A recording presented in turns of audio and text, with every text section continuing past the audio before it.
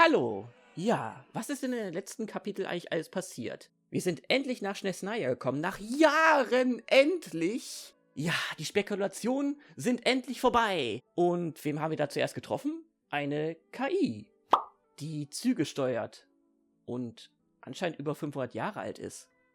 Hat da jemand zufälligerweise Stephen King gelesen? Und wen haben wir noch getroffen?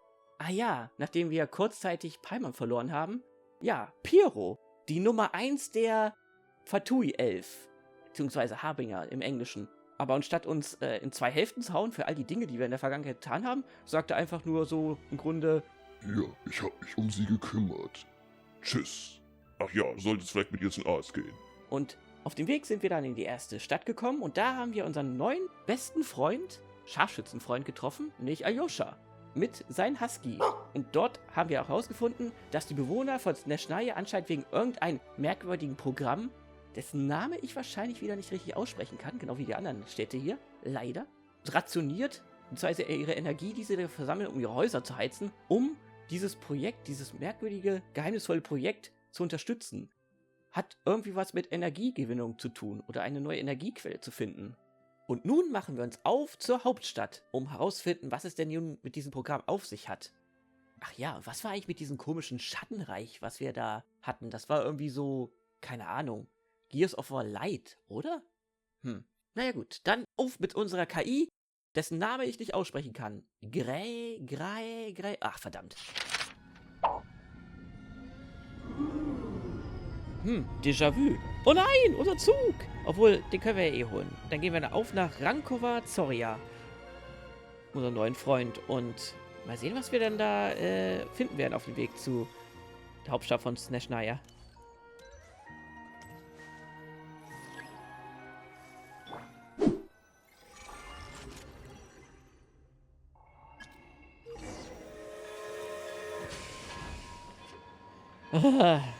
Geht schon wieder einen Tunnelblick, was?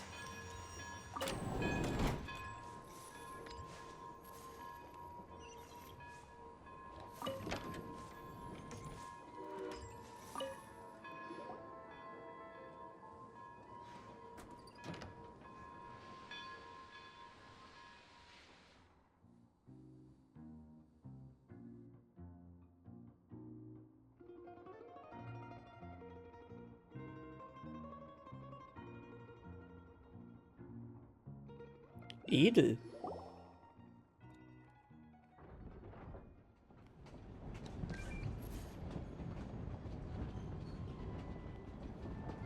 Eine Zugfahrt, die ist lustig.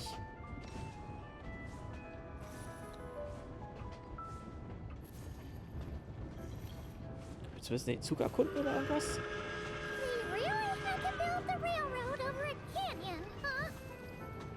You might want to avoid looking down if you're afraid of heights. No, it's not that. Paimon's just praying that we don't have yet another accident.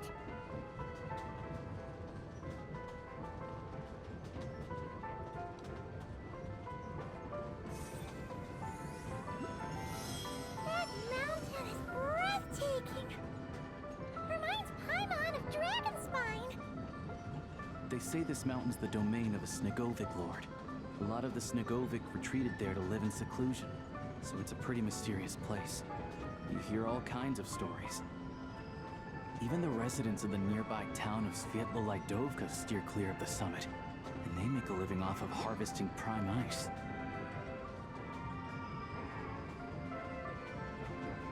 Interessant. Look, Snezhnagrad's just up ahead.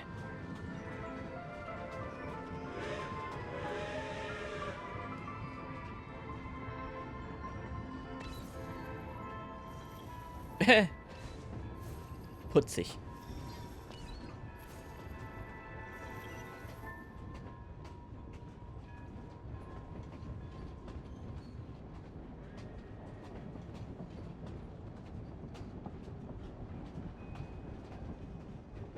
Would you like to go moon gazing?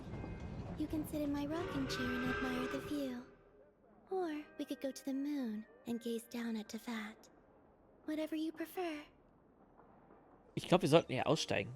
Kennt ihr das auch? Im Zug immer Leute, aber irgendwie 2 Stunden, nein, nicht 2 Stunden, 5 Minuten mal vorher aufstehen? Als wenn irgendwie der Zug sofort losfahren würde, sobald es hier stehen bleibt.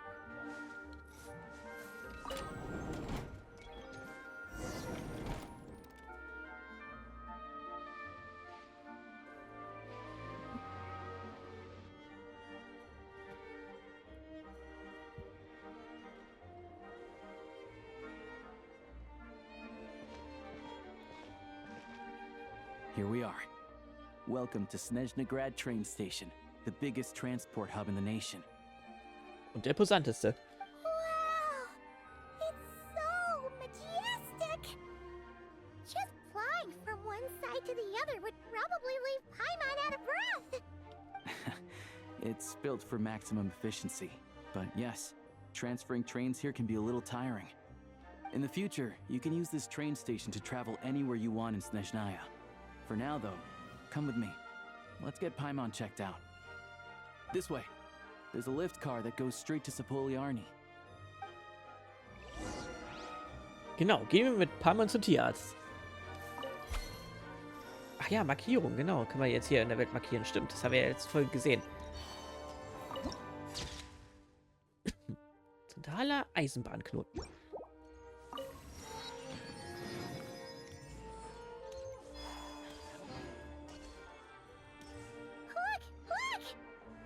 Really funny looking heads. And those ones are about the same height as Paimon. But it looks like they can't fly. Those would be Volkudlak and Domovoy. You'll also see the winged Vila and the snowborn Snegovik amongst others.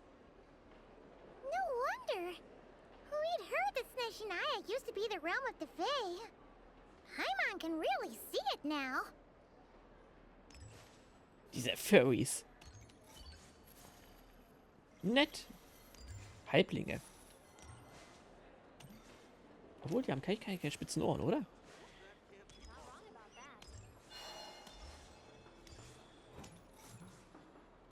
Erklärt auch diesem Tiermenschen, den wir in der Nähe da bei dem Dorf da gesehen haben und gefragt haben, hä, was ist das denn?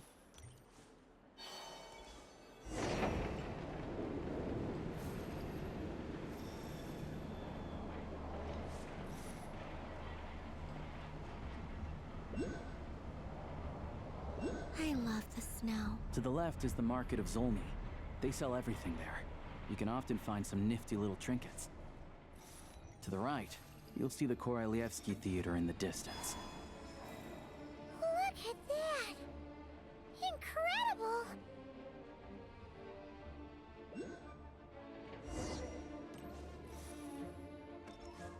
Naja, es ist ja die Hauptstadt. Da darf man nicht bescheiden sein.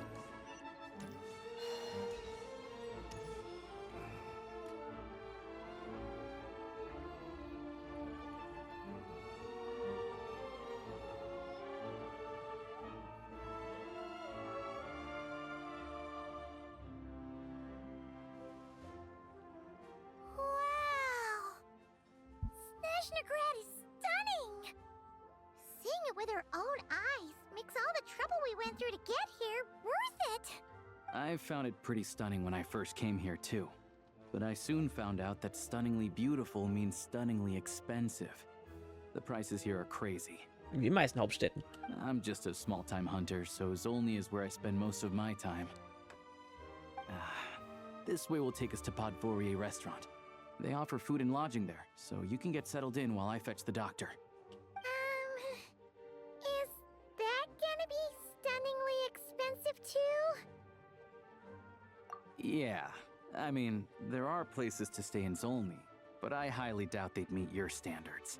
Most of the stoves are out of crystal, the windows are drafty, and at night, four-legged roommates come out to play, sharpening their claws on the roof beams and floorboards. Und sagen sich an die Gästen machen. Yep, no way. Not a chance Paimon's staying anywhere like that. Maybe we can split the cost of the room between us? Paimon still has some savings left. Das ist doch schon mal bald Tradition. Fine then. It's your treat. Paimon will save her money for buying a nice little cake. Don't worry, you'll get some too. I'm glad to see you've perked up. If you find yourselves in the mood for some sightseeing later, there's a few places around here worth seeing.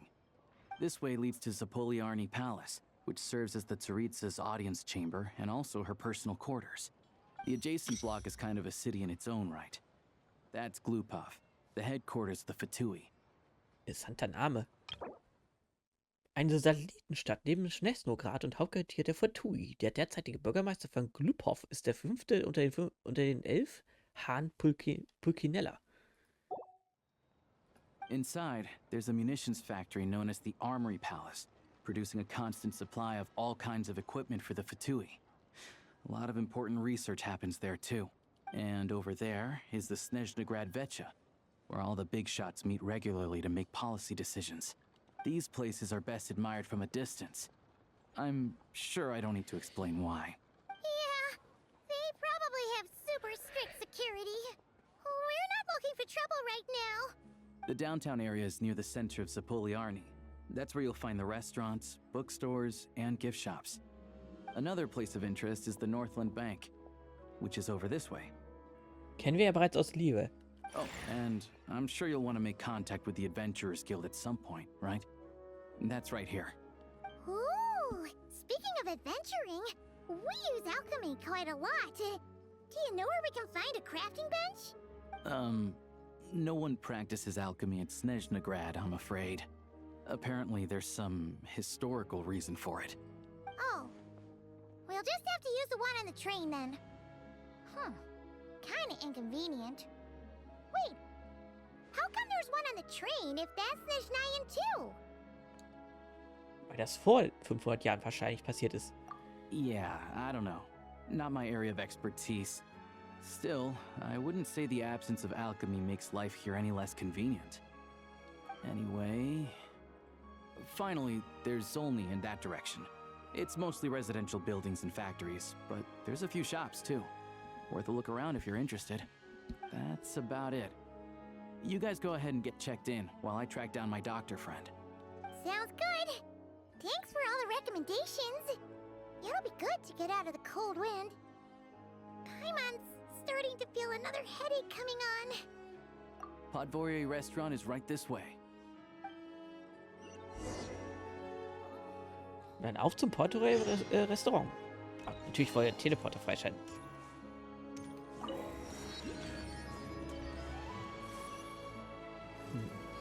Restaurant oder mit Catherine reden?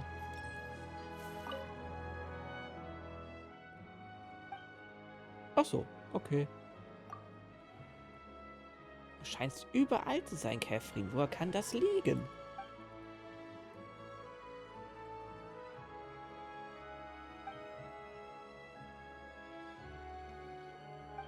Ureiskommunikator, was kann man aus dem Zeug nicht machen?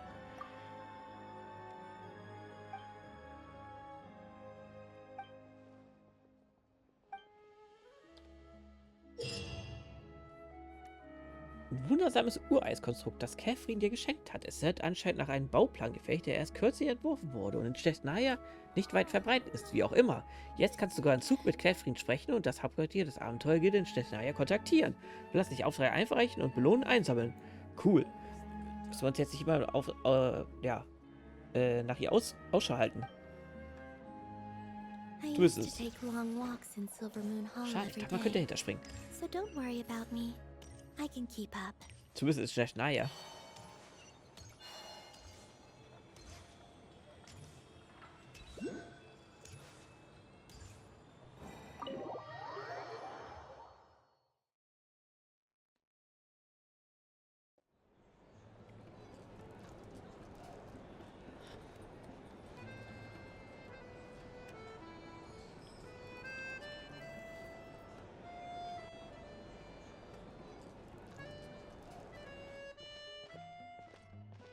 Looks like you get what you pay for, huh? Paimon likes this room a lot. Das war bestimmt Economy Class. Yeah, much better now that we're out of the cold. Oh, thanks for taking such good care of Paimon. Honestly, she feels kind of bad for throwing a wrench in the works. If this were anywhere else, we'd be out investigating and adventuring by now. But instead, we're stuck here waiting for a doctor. Paimon steht an allererster Stelle. You're right. No need to push ourselves too hard for no reason. A lot happened on our way into the city. Let's review what we've learned so far and try to figure out what to do next. Obviously, the million more question is, what is this Tsaritsa planning? Everything else leads back to that. Sure was. And so far, we've learned that in addition to the 7 Gnosis, her plan also requires a ton of energy. But we won't get to see her anytime soon. Alosha said that she went east to fight that big monster. It must be a pretty powerful one if it can blanket the whole of Snezhnaya in a snowstorm this awful. To be honest, what we're really lacking right now is information. The kind of information that only the higher-ups in the government would know. Not word-on-the-street type of info. Paimon can think of a few people who might be able to help us. But... Right! And when we left Nod-Krai, Snezhnaya specifically left a message reminding us which side we're on. So... it's unlikely they'd tell us anything confidential about the Tsaritsa's grand plan. Es könnte schwierig werden. Yeah, fair point. Besides, that Gloop-Off place is right nearby. We've got nothing to lose, so it'd be a waste not to go. There's gotta be someone there willing to talk to us, right? Maybe Arlecchino or Snezhnaya? Or possibly Tartaglia. Naja, allzu viele gibt's ja nicht mehr. But it's unlikely we could sweet-talk Arlecchino. Let alone Snezhnaya. She basically told us to stay in her lane already. Yeah, the last time was all the way back in Fontaine, right? Too bad we missed him in Nod-Krai. Apparently, he came to help out. Hello. Is there a traveler and Paimon in there? That's Alosha! Come in! Hello, I'm Dr. Luneva.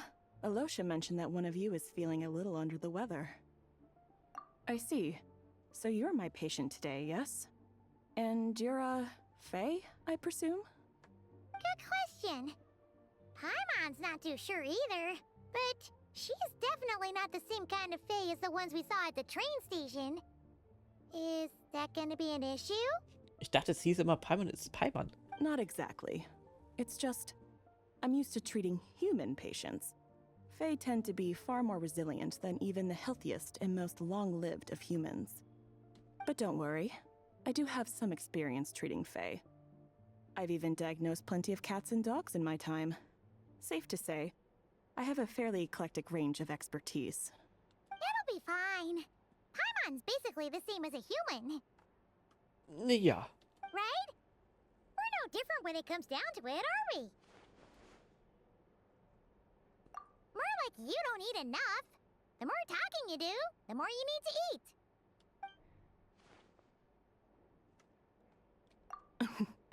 Now, please take a seat.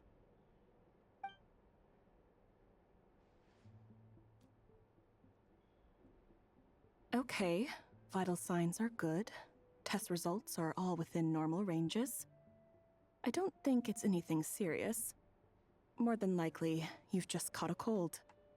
I can give you some medicine to tide you over, but as long as you rest properly for the next couple of days, you should feel better. Make sure to keep an eye on your temperature, though.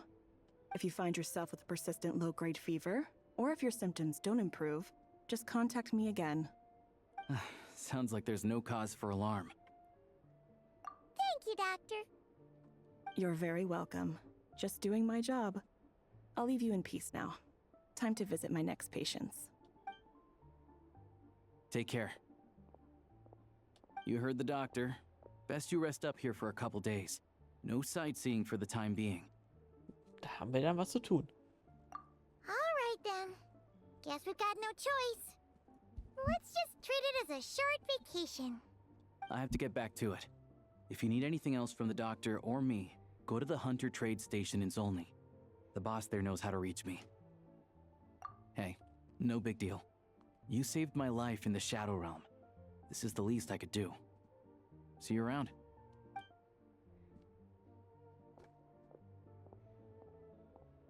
All right, time to find Child and see what he can tell me.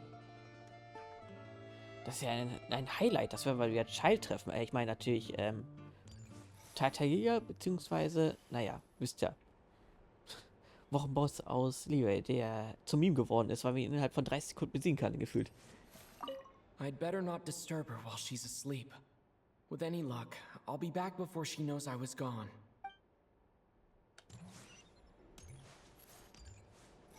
Vielleicht soll ich doch lieber wieder wechseln. So. Gesundheit. Mahlzeit. Okay. Erkunden und all die ganzen Sachen mache ich natürlich lieber auskriegen. Wir halten uns eher nur an den Auftrag, beziehungsweise die Story.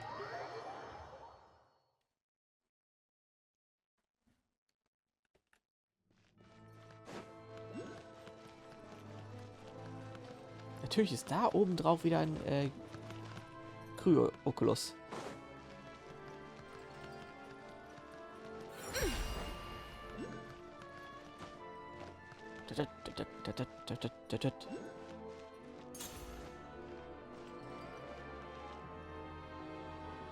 Interessant.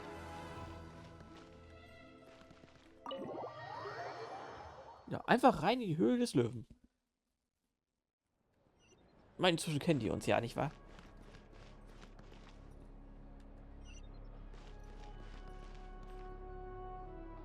Warte mal. Was draußen? Okay.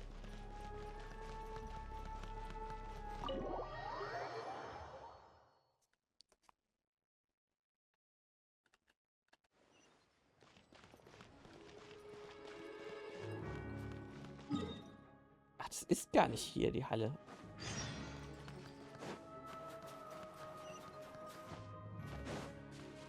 Nein, keine Nebenmission.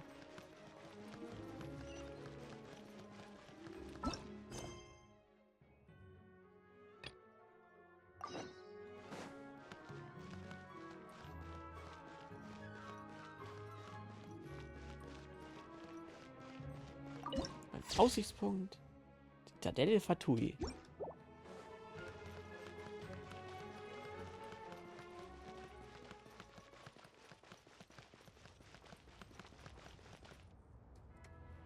So, mal sehen, wie die auf uns reagieren.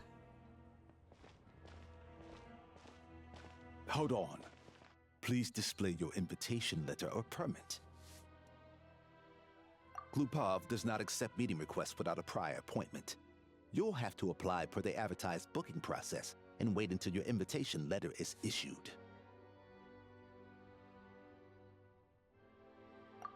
Might I ask who you're hoping to visit? Another one who thinks the rules don't apply to them. I don't understand why people think they can just talk their way in here. You don't just show up and land a meeting with the Harbinger. But I have to go through the motions for protocol's sake. Honestly, it's such a waste of time asking when I already know what the answer's gonna be. Wait a moment. I'll pass on your message. If Child is unavailable, you'll have to go through the proper procedure. Der Typ liebt seinen Job. Eher peinlich. Verdammt. Lord Child is a busy man. He's probably not in Glupov at the present. If I were you, I'd cut your losses. No point in waiting any longer. Even if you two are old friends as you claim, please understand that the Fatui Harbingers are often busy with their official duties. They tend not to stay in Glupov for extended periods. Next time, stick to the rules. You'll make life easier for both of us, Greetings, Lady Marionette. I'll take care of our guest here. It's his first time in Snezhnaya, so it's no surprise that he doesn't know the rules yet. Ein Vorteil, dass sie ja kein Roboter ist, da muss sie nicht frieren. I trust no choice words have been exchanged. No misunderstandings I should be aware of. No, Lady Marionette. No incidents to report. Whew, that was a close call. Good thing I played it cool. Is that right? Good to know. Wait, where's Paimon? Under the weather? That's hard to imagine. She's always buzzing with energy. I take it she's still adapting to the climate. Happens to a lot of people. It's even colder here than in Nod-Krai. Has she seen a doctor? I can get you one if you need. All right then. Well, let me know if you run into any other problems. Why else? I was just about to sit down for some much-needed tea time when I heard that an old friend of Tartaglia's had shown up outside. No appointment, nothing. And, as obnoxious as it may be to show up uninvited at Glupov, I couldn't help but take pity on the poor soul who was waiting outside in vain. So I had no choice but to abandon my freshly brewed piping hot tea and come to see this mystery guest for myself. Ich dachte, sie trinkt Kaffee. Well, I felt our time working together in Nod-Krai warranted some courtesy. I couldn't exactly let you freeze to death out here in the wind. Unfortunately, I can't invite you inside either. The rules of Glupov wouldn't allow it, and as a harbinger, I have to lead by example. On the plus side, Snezhnaya actually has some class, unlike Nasha Town. Torchlight Books has a very nice selection of teas and cakes, so we can catch up there. Your treat, of course. Natürlich. Because I already wasted one perfectly good cup of tea today. That's why. Auf zur Buchhandlung Fackelschein. Heb noch was. Kann ich mal kurz rein? Okay. Moment, ich habe noch da freigeschaltet. Da kann ich doch eigentlich hin teleportieren. So.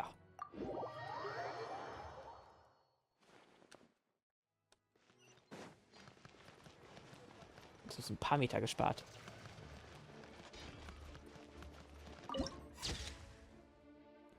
Gletscherplatz des Polarsterns. Ja, das passt ganz gut.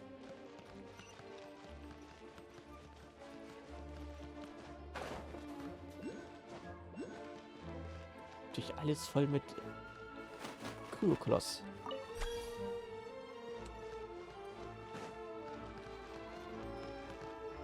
Ein großer Götterstaat können wir ja schon mal freischalten, wenn wir schon hier sind.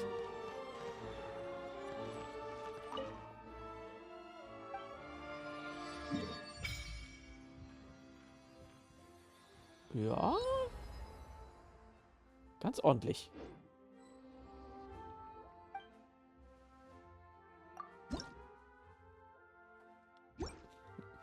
Ja, da fehlt etwas. So.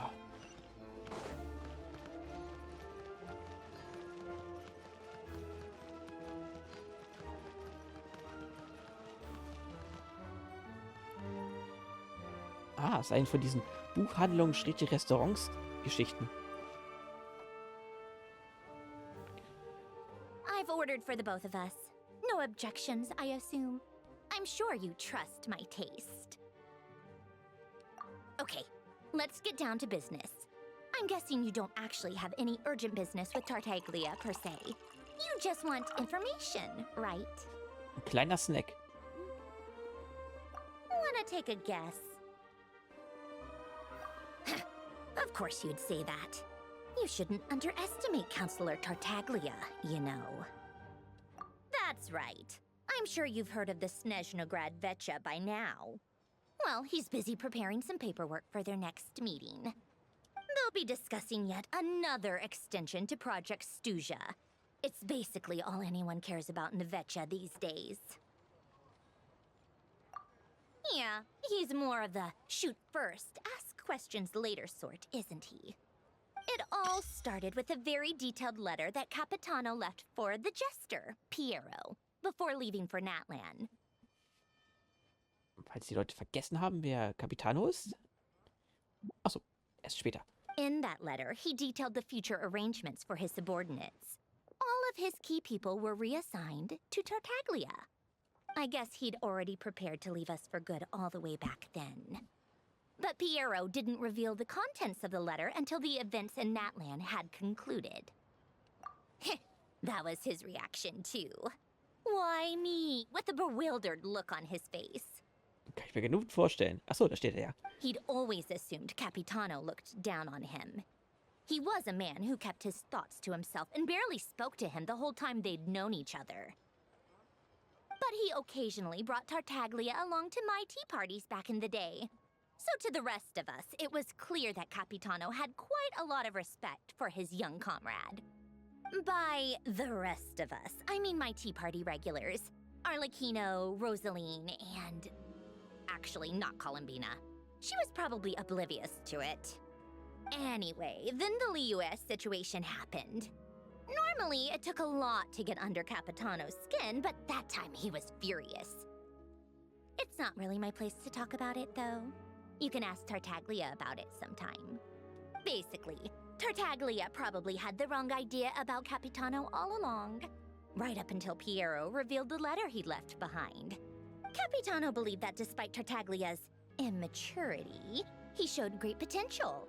Plus, he possessed a kind of purity rarely seen among members of the Fatui. Yeah, it's one of the few things that I'd agree those two have in common. But there's one other reason why Capitano chose Tartaglia to assume command of his troops. Weil ihn süß fand. He knew that after he was gone, several of the others would swoop in on his army like vultures. With the ones who stood to benefit the most being the rooster Pulcinella and Regrator Pantalone. Once they divided Capitano's troops between them, they'd be more powerful than ever. No one would be able to stop them. So, you can see why Capitano chose to hand that letter to Piero, right? Exactly. Piero also needed to back a harbinger as soon as possible. And all things considered, Tartaglia was the best choice. Even though Tartaglia has had the support of Northland Bank for a long time, he and Pantalone are ultimately not cut from the same cloth. I'd say Capitano made a good judgment call. Anyone else caught in this situation would probably feel like they'd been hung out to dry. His best course of action will be to distance himself from any shady business, while still maintaining friendly relations with Pantalone, but seeking Pulcinella's support at the same time.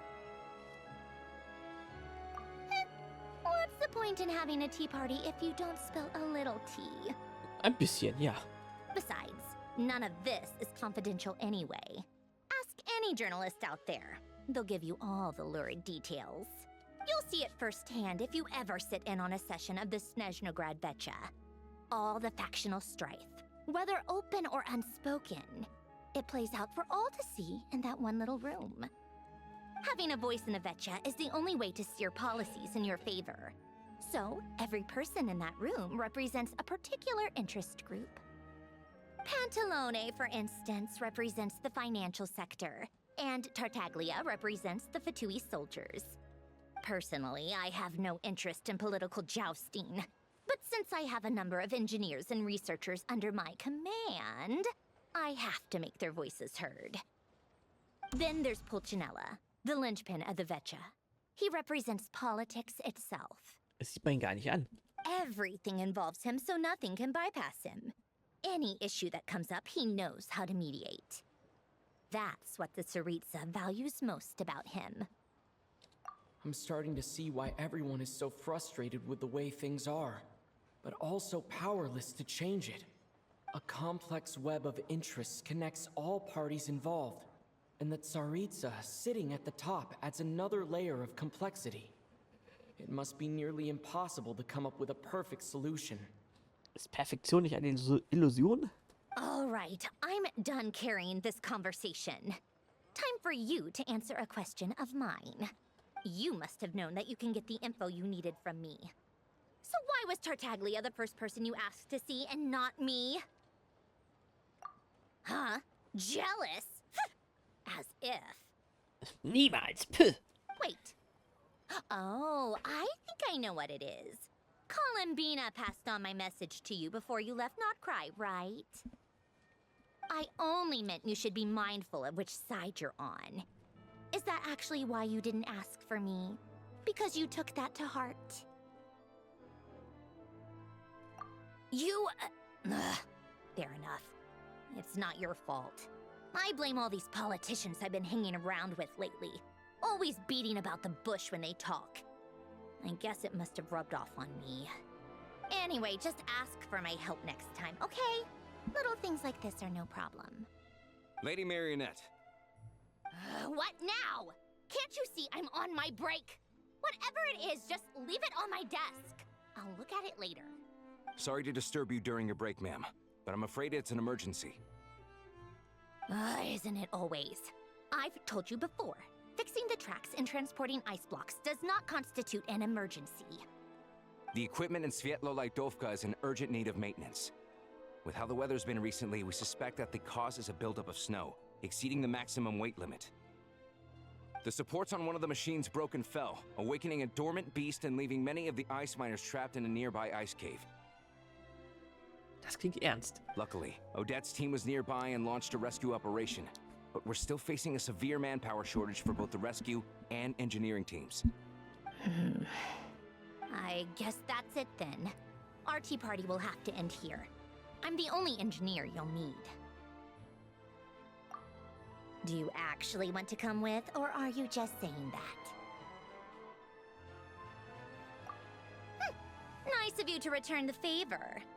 I'll have a couple of people look after Paimon. They can let her know that you had to step out for a while. Given how urgent this is, I'm sure she'll understand. And honestly, I'd rather have your help than anyone else's. Between your skills and experience, you'd be reliable help. Then let's go. You, take 2 people to Podvorye restaurant.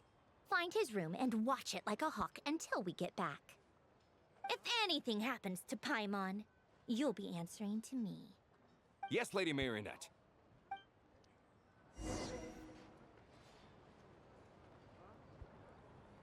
Große Tat der Kunde. Eil nach Ach, verdammt. Svetlolaitovka. Und auf zum Monster verkloppen. Und, Leute, beziehungsweise, anscheinend wohl, Eisschürfer, wie wir es genannt haben, zu retten. Mit teleportieren?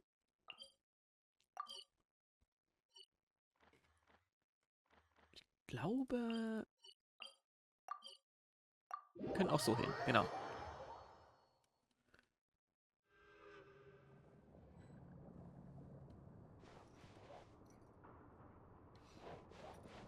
Fährt er zu von selbst? Nein, Schießstand.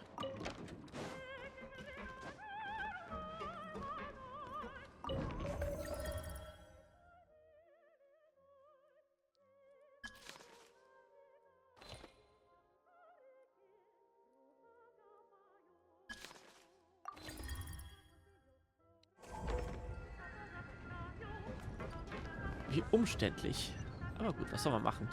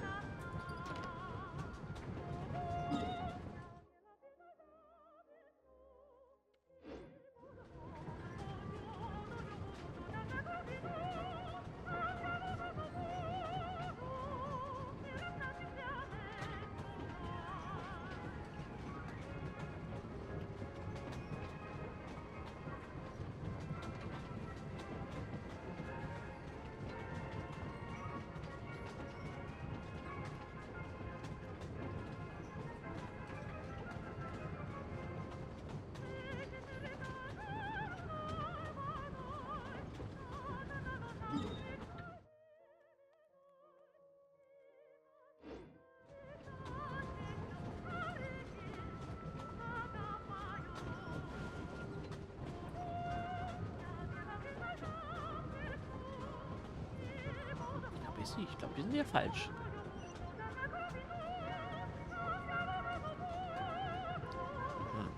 Ja, ist okay, ja, rausschneiden.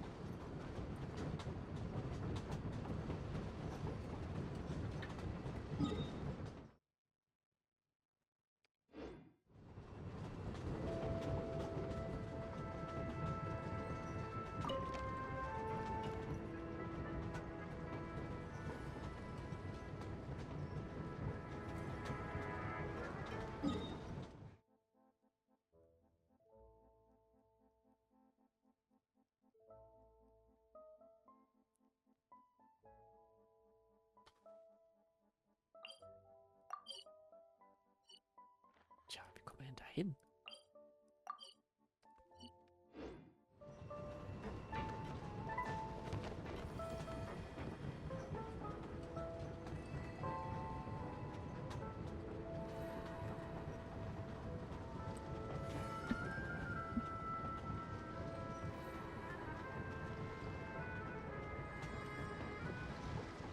Können die Zugfahrten noch langsamer sein?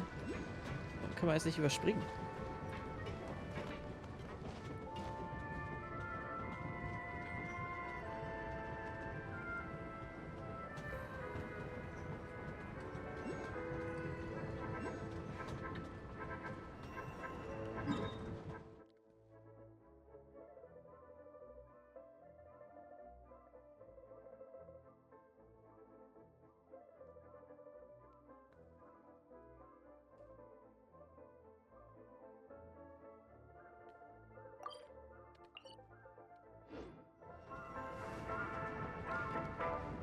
Pausieren wir mal das Ganze erstmal.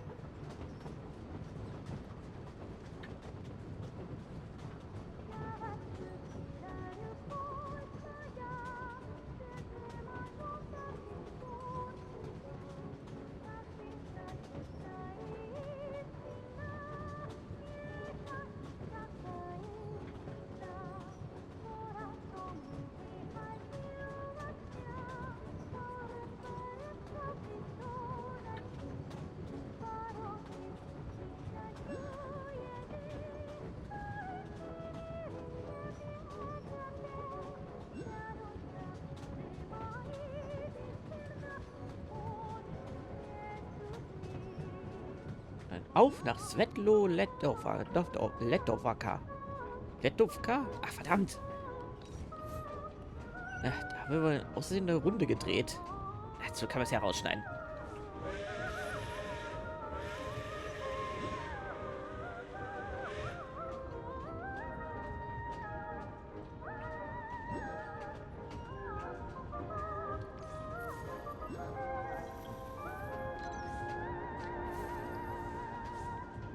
Öffnen Sie erst die Wagentür, wenn der Zug zum Stillstand gekommen ist. Jetzt doch verhämst du doch mal auf Englisch mit einer schlechten Tonqualität.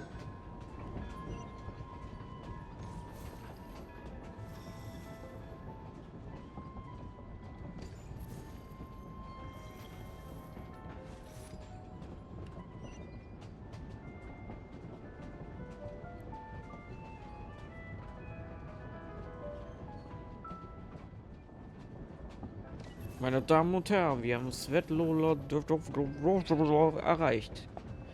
Ausstiegsrichtung ist Fahrtrichtung rechts. Wir wünschen Ihnen einen angenehmen Aufenthalt. Okay, auf und dahin. Da fort. Davon. Hä? Achso, Weizen.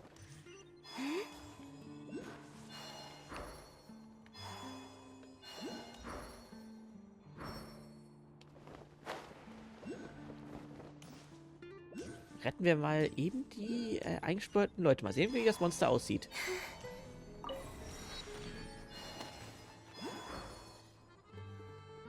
They weren't exaggerating. This is really dangerous. It's a good thing only one of them broke. From what I've been told, most of the trapped miners are over in that direction. Yeah, you do that while I check the rest of the equipment. I'll evacuate the people around here as I go. Meet me back here as soon as you're done. Bergleute aus der Mine gegen der eingeschlossenen Mine von Monster retten. Okay, übliches ja. Ja. Helden 1 und 0. Nee, 1 und 1. I have to be getting close. Don't go any further.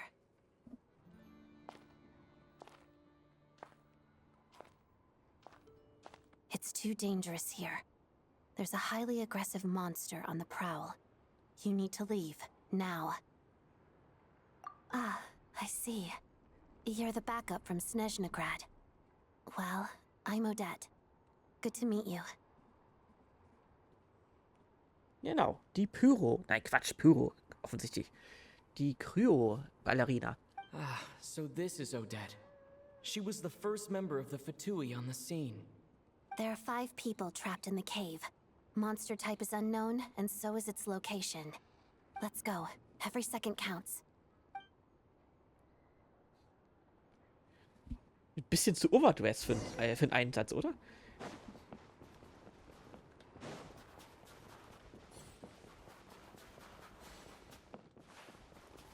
Careful. Something's moving.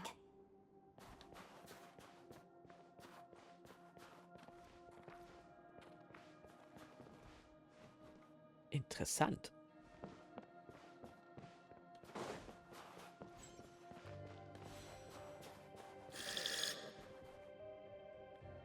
This must be the monster's shadow.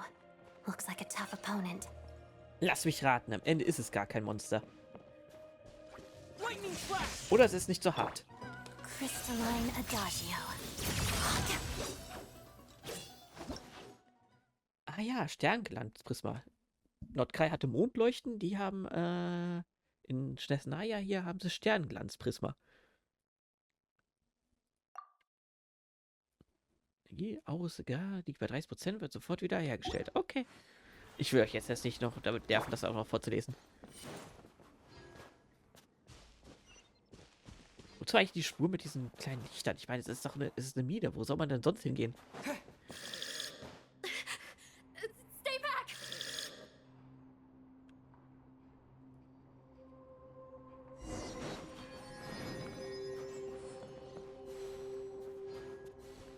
Zumindest werden wir nicht erfrieren. Halloween Thunder!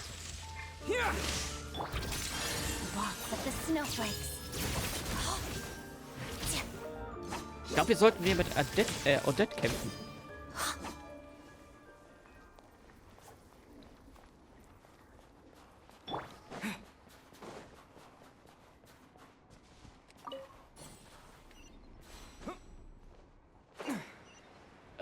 Okay. Ich würde den ganzen Weg jetzt nicht wieder zu live zurückgehen. I see them. They're right behind the monster. The monster seems very agitated. It could attack at any moment. Let's make the first move. Siehe, das Monster rettet die eigentlich schon Person. Das Monster sieht mir jetzt nicht sehr bedrohlich aus. Aber vielleicht täuscht das auch nur. Aber ich greife mit Elektroangriff an, weil die Bewegung verlangsamen. Okay. Elektro gegen Elektro angreifen.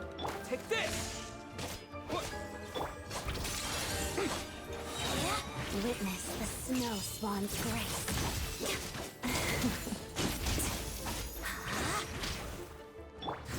Ich glaube, sie ist hier der Schadensverursacher.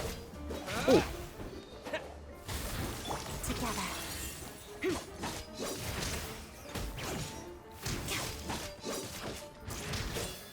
Was ist das? Eine mutierte Eule?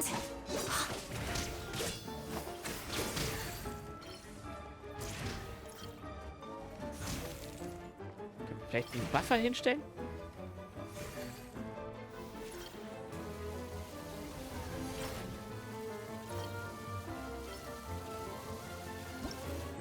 Ah, es geht nicht. Schade.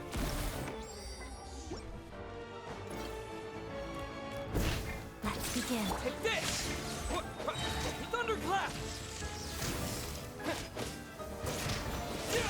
Stimmt, ihr Rinder.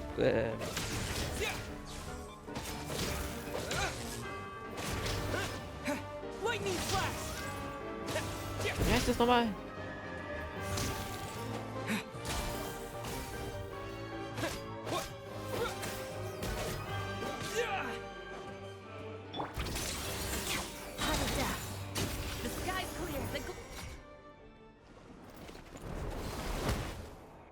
Thank you for saving us. We'd have been monster fodder otherwise. Thank you. Thank you. You're welcome. You should be safe now. Follow this route out. He and I will stay behind to watch the rear. Thank you. Come on, let's go. This way.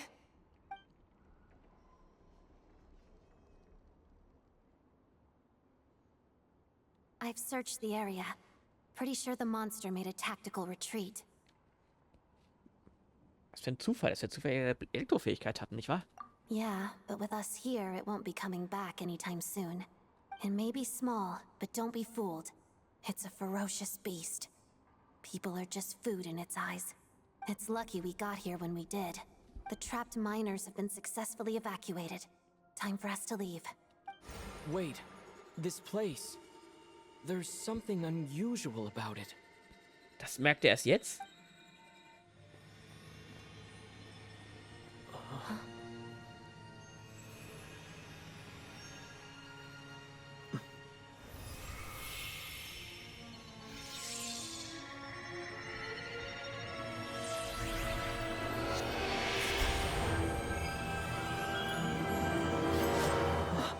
What is that?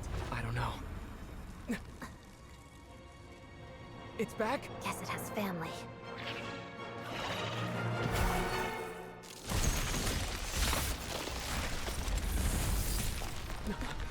This way.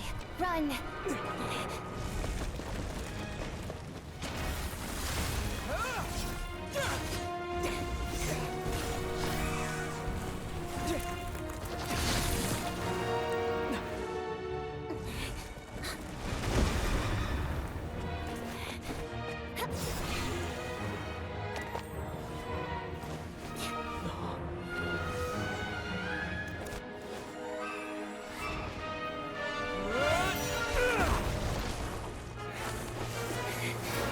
Thanks. Let's get out of here.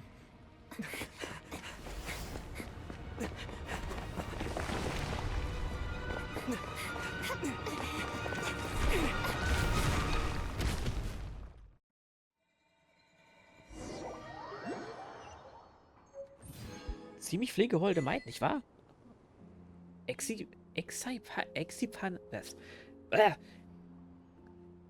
Exipanals Klinge. Tief in der Höhle hast du die besondere Waffe Exipanals Klinge erhalten. Ihre Herkunft ist ein Rätsel. Vielleicht erfährst du auf dein Abenteuer mehr darüber. Können wir uns nochmal die Werte anschauen? Was kann sie denn? Auszüge, hörst den Angriff, 60%. Elementarenergie. Aha, okay. KT-Schwert, Einhänder. Mathematics is the foundation of all things. If you're interested, I can teach Okay, you some wie kommen wir jetzt da schnell wieder hoch? arithmetic. First, hold out both your hands. We'll start with the 10 fingers. Spannend.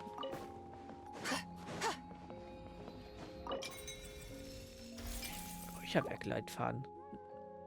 Nein, danke. Haben wir jetzt nicht keine Zeit. Wir haben jetzt gerade keine Zeit. Achso, Teleporter. Idiot.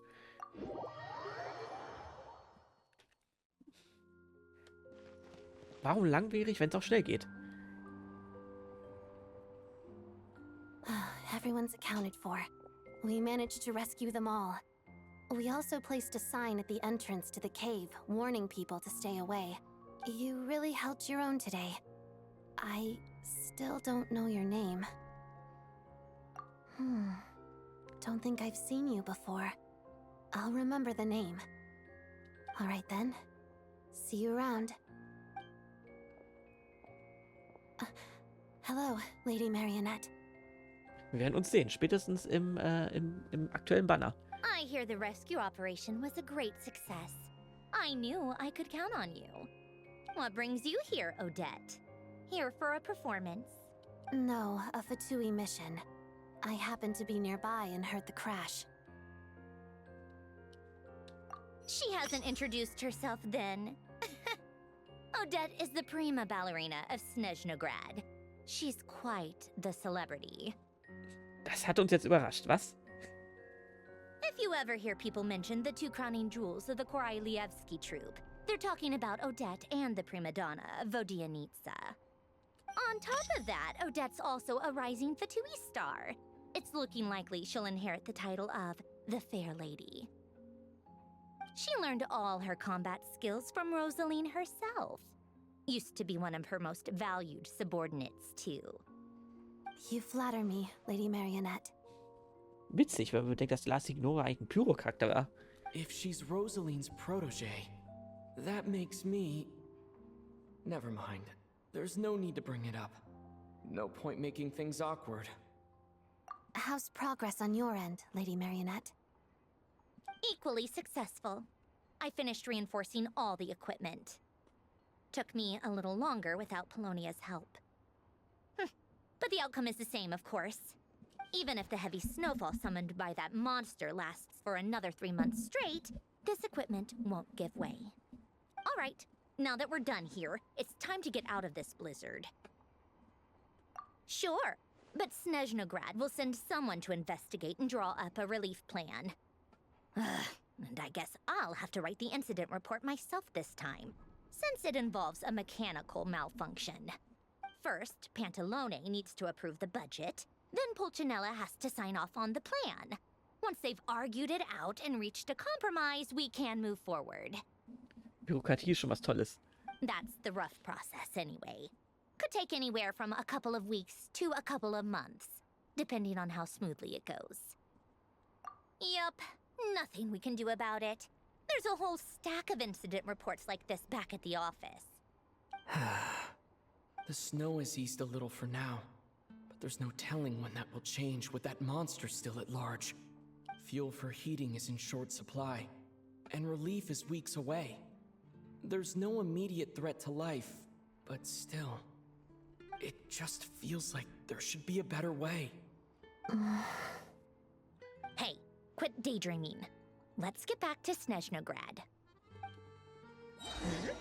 When did you get a new sword? I found it in a cave. It handles pretty nicely. You have a strange affinity for secondhand swords. Ja. Passt ja auch. Wir sind ja schließlich ein Schwertcharakter. Aber wie ist das Schwert erschaffen worden, ist die Frage.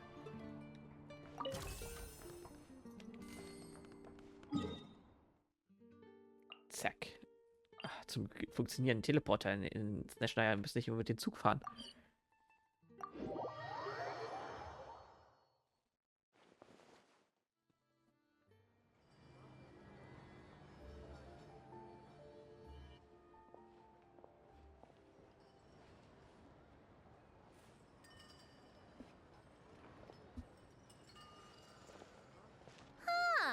Well, if it isn't Counselor Tartaglia, Mr. Big Shot himself. Einfach so.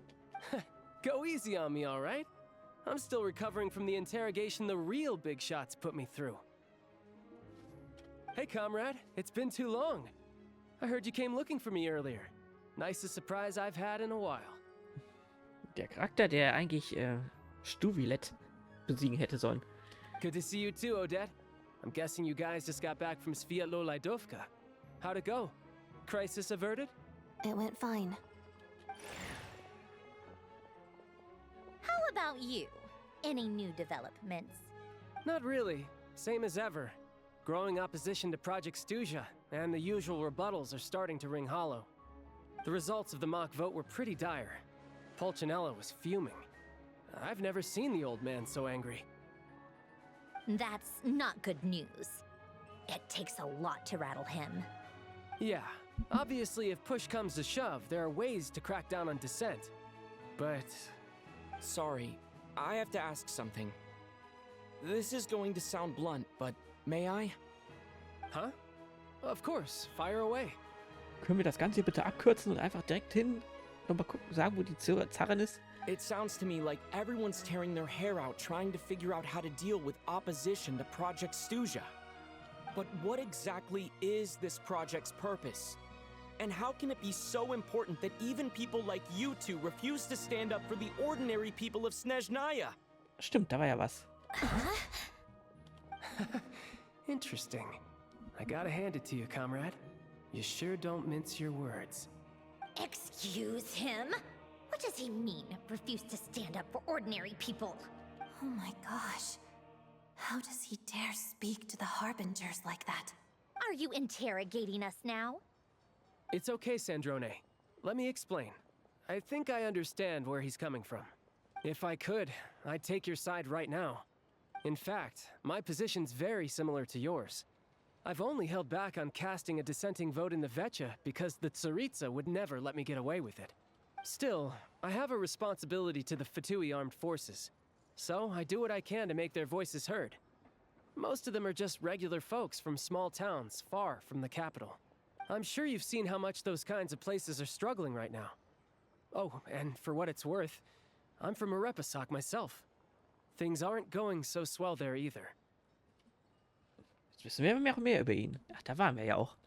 The Tsaritsa wants to create a better, safer future for the people of Snezhnaya, but she's thinking long-term.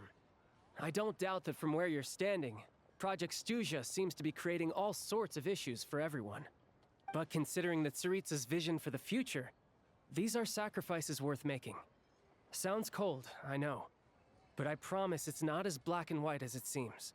Maybe Sandrone and I can't oppose Project Stuzha outright, but we're constantly raising our concerns in Vetcha meetings.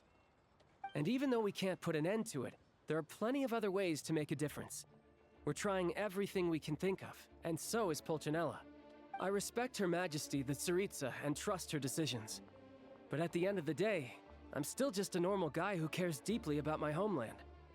And my family, who all live here. There's no way I would ever abandon them.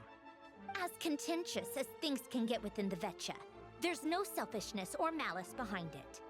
Everyone wants to get through this period as smoothly as possible. The issue is that there's no way of pleasing everyone under the present circumstances. Most of the time, we're trying to decide on the lesser of two evils, which obviously isn't a great look. But that is not the same thing as being blindly loyal to the Tsaritsa. No one's got their head in the sand here. We're all well aware of the way things are. We're just doing our best to make it work. Und das nur am Ende, damit sie die ganzen Gnosis und wahrscheinlich diese gesamte Energie verwenden kann, um gegen, ja, der Heavenly Principle zu kämpfen. Beziehungsweise, naja, ihr wisst ja. In fairness to Sandrone, she rushed to Svietlo Lydovka's aid the moment she heard that people were in danger. And even Tartaglia, who used to only care about the thrill of the fight, is clearly doing his best to rise to the demands of his new role as counselor. Hey, come on.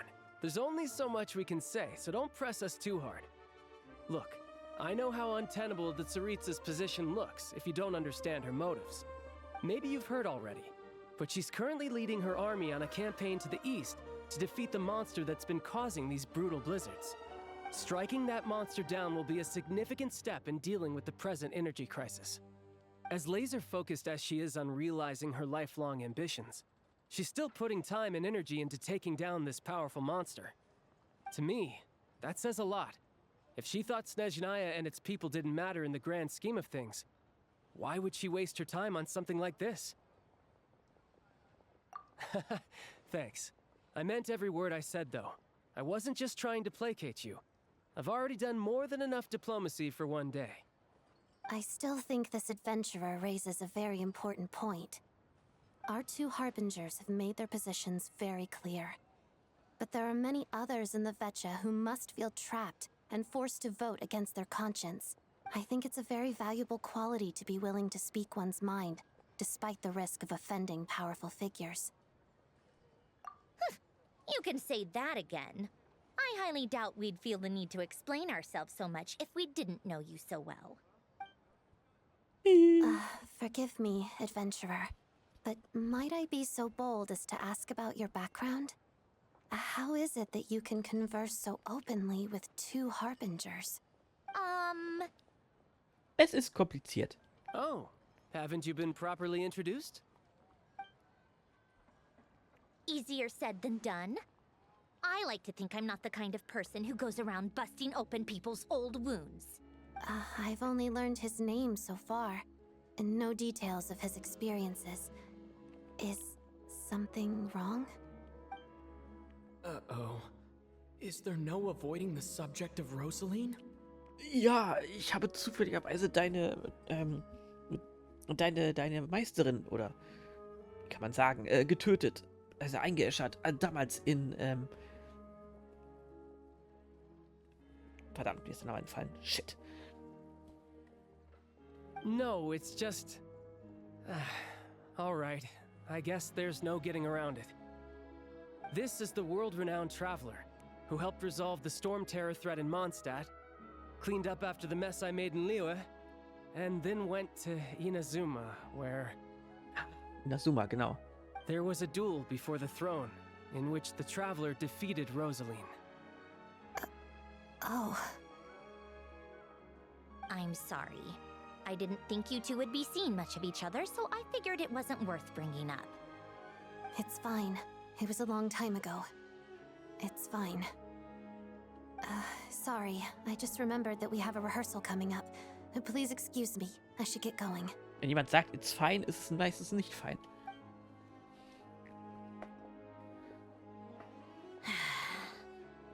I've mentioned this to you before, remember?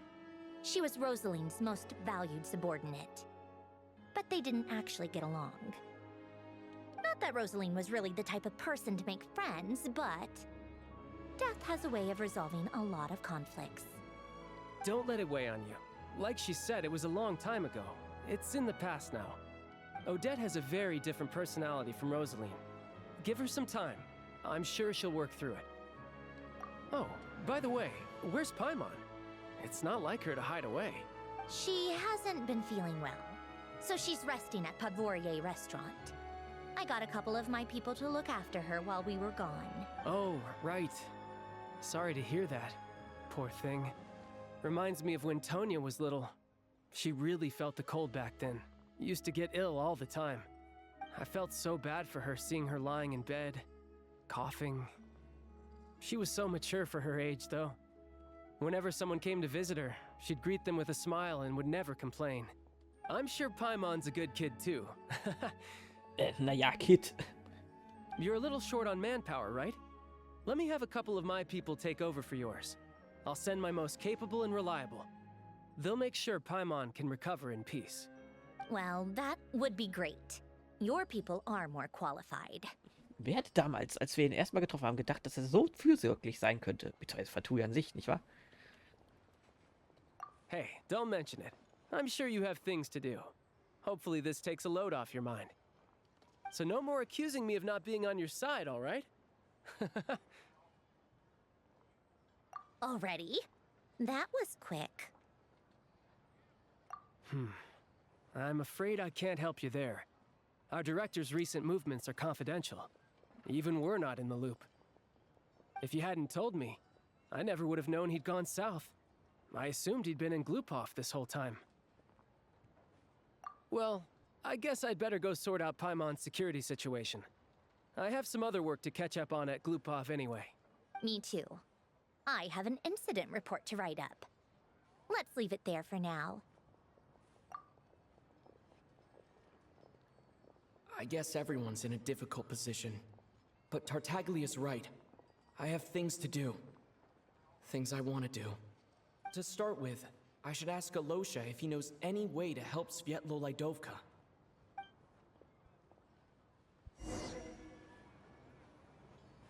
Auf nach Zolny. Zolny? Genau. Der Ort, wo Ayosha untergekommen ist.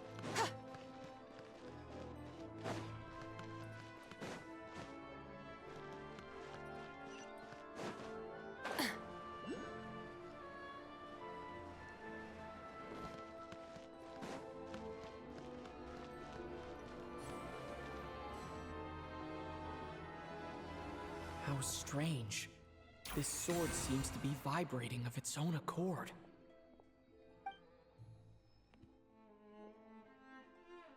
It's a very faint vibration, but it's getting stronger as I get closer to the statue of the Seven. Es ist eine gute Idee, in der Hauptstadt mit einer Waffe bzw. einem Schwert offen rumzurennen. Ich weiß nicht. Does this sword have some connection to the statue? But all it does is vibrate, even when I touch it. That place I got this sword from was definitely out of the ordinary. Maybe I should try channeling the power of cryo.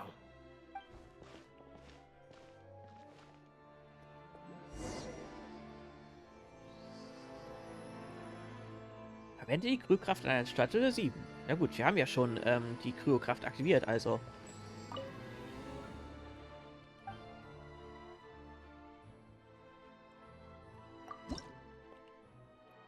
Was soll's? There really is something special about this sword. Das hätte ich jetzt nicht erwartet.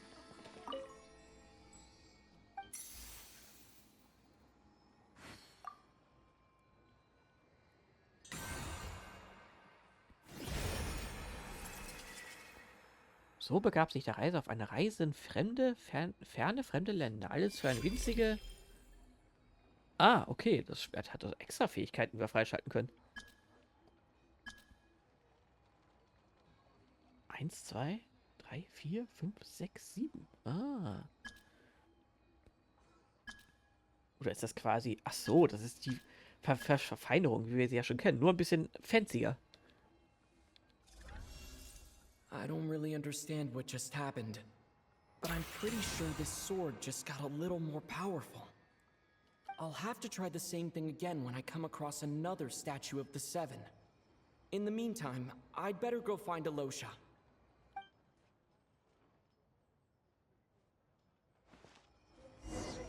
Oh, solchen Kamerafahrt, da war Timo, das gleich angebläht wird. Ende, erst zweites Kapitel. Oder genau.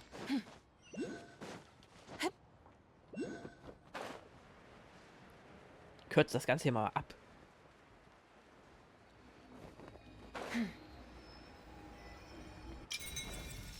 Können wir zumindest ein paar Kryolokulusse einsammeln.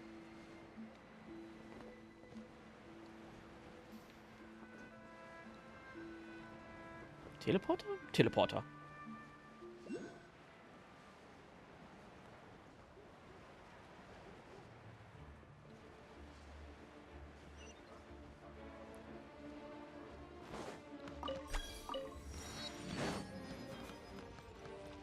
Aus dem Weg, Nebenhandlung. Verdammt. Naja, das kann man ja rausschneiden.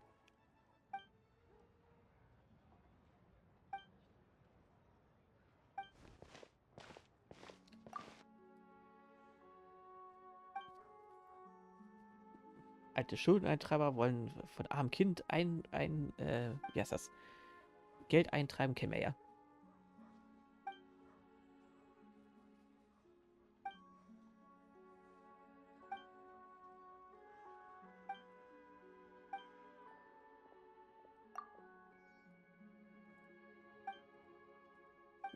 So ist Palmer plötzlich da. Ach, egal. So, bla bla bla bla bla bla bla bla.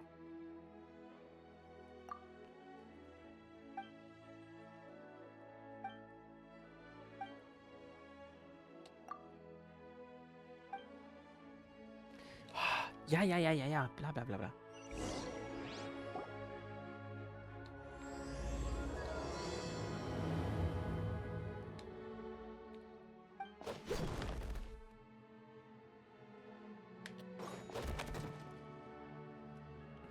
Okay, aber die Nummer hier schnell fertig.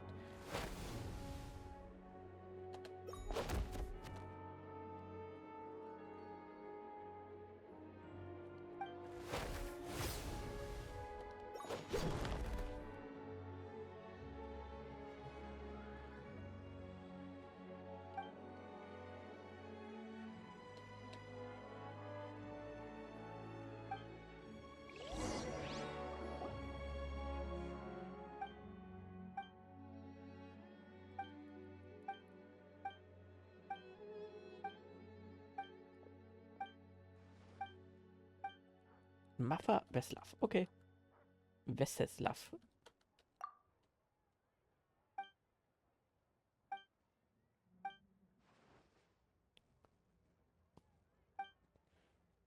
Cool, aber leider unvertont. Also weg damit.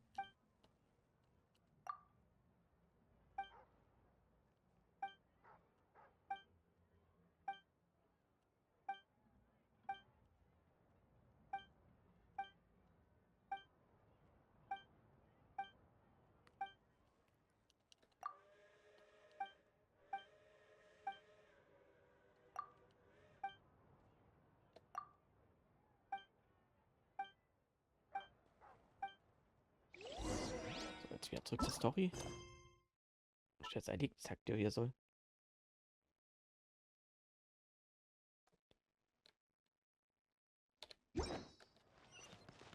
Na, endlich.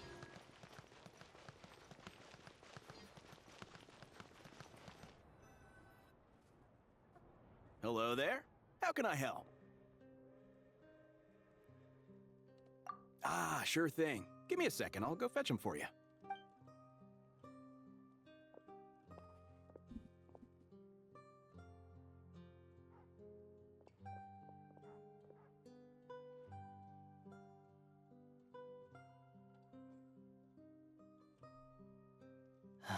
It's a familiar story. I've had similar experiences.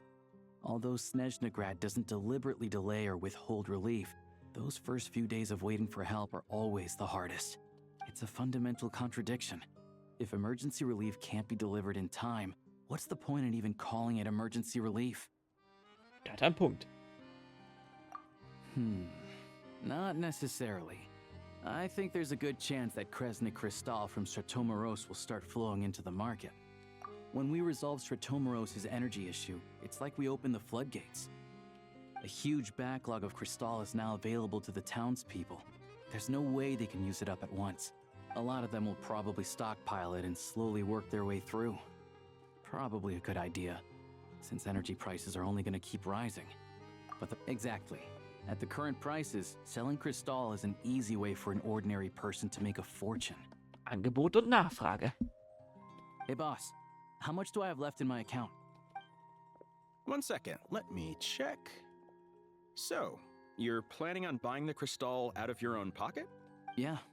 I don't know if I have enough, so I'll chip in a little extra and buy as much as I can afford. No, it's fine. You're new to Snezhnaya, and you have your own living expenses to worry about. Besides, you're already providing the train. Here's your Mora. See what you can find at the market. But I doubt there'll be much crystal left. Yeah, well, can't hurt to take a look. Let's see. Huh?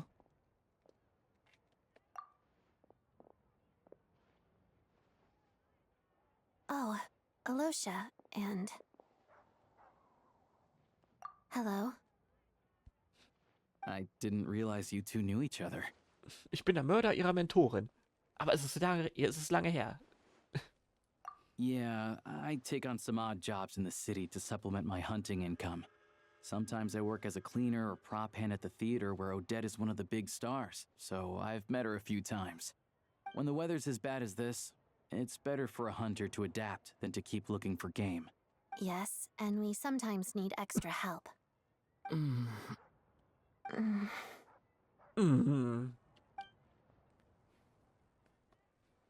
Wait, why is the atmosphere so awkward? I thought things went pretty smoothly in Svietlo-Lidovka. So, what brings you here, Miss Odette? Looking for some new props? No. After I got back to the theater, I couldn't stop thinking about the situation in Svietlo-Lidovka. It bothered me so much, I couldn't focus on my dancing. So I decided I'd come here and see if there's anything I can do. You too, I presume. I suppose that's why you're here. I didn't feel comfortable expressing my true opinions in front of the Harbingers. Not least because ordinary Fatui like me don't even know what Project Stuzha is all about. Without knowing the full picture, I can't make sense of it. And at some point, if things aren't making sense to me, I can't just keep going along with it. So many people feel the same way.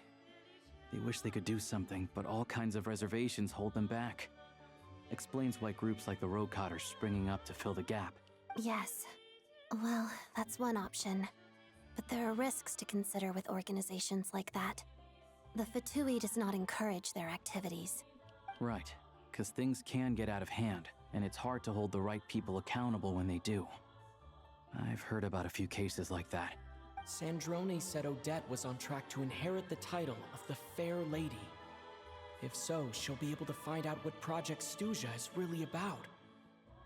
Heißt es Fair Lady nur im Englischen oder heißt es La Signora für uns alle? Ich bin ein bisschen verwirrt.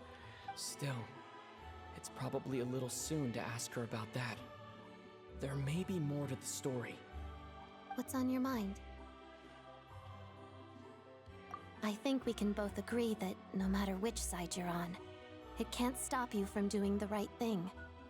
Where there's a will, there's a way. I know what Rosaline did while she was abroad. You made the right decision. so no hard feelings. So, what's your plan? Oh, we were gonna buy some crystal. I heard there's some on the market right now. Funny. I had the same idea. In that case, let me pay. I can claim it back as mission expenses. The real issue here is that government relief is behind schedule. Surely it makes more sense for the state to cover these costs than for us to pay out of our own pockets. True. It's a huge expense after all.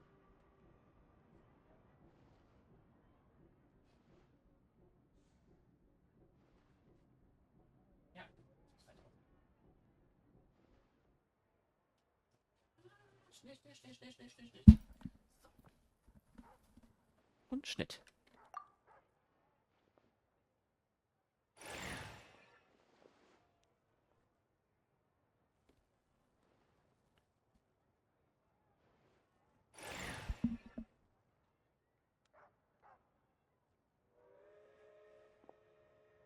Let me see. I'll take it all, please. And I'll be needing a receipt. Right. Choose mission budget under the expense category, but be sure to specify emergency rescue operation in the description. Otherwise, the normal reimbursement limit will apply. Let's book this train. Regulations say that if we need to transport Kresnik Crystal during Project Stuja, extra carriages can be added 1 hour before departure.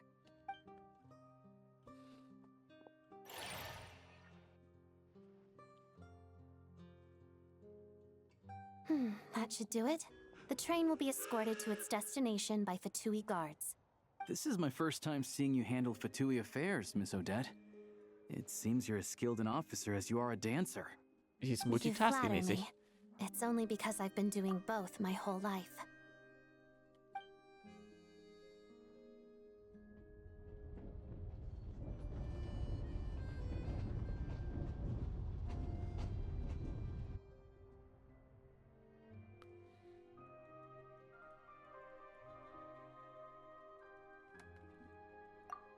Anyway, I bet you've been non-stop today, am I right?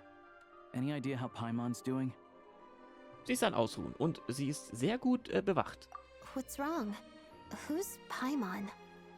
His travel buddy. Hasn't been feeling well. She caught a cold right after they got to Snezhnaya. Sounds like she's important to you. I can't believe you've been dealing with this on top of everything you've been doing to help the people of Snezhnaya. I've got nothing going on right now, so I'll join you. I want to see how she's doing. May I come too? I have some candy that someone gave me back in Svietlolaidovka. Plus, I know a little bit about relieving cold symptoms. Was kann sie nicht? All right then, let's go.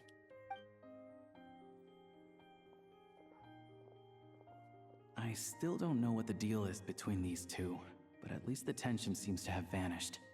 A good sign, hopefully.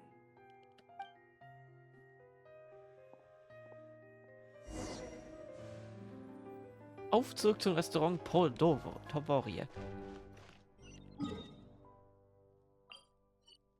Was ist der nächste Teleporter hier? Da. Schon wieder ein paar Meter gespart. Geil. At least it's not as cold as on the moon. Without further ado. Klock.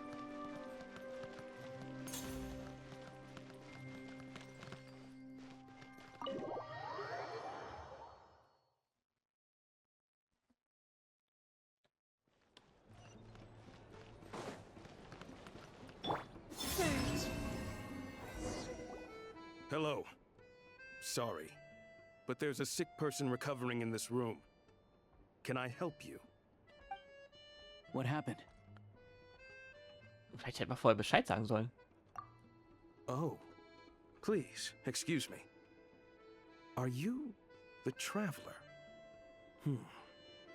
Could I take a quick look at your adventurer handbook? Master Child said I should verify your identity. Das Abenteuerhandbuch ist gleichzeitig ein Perso? Das wusste ich jetzt nicht.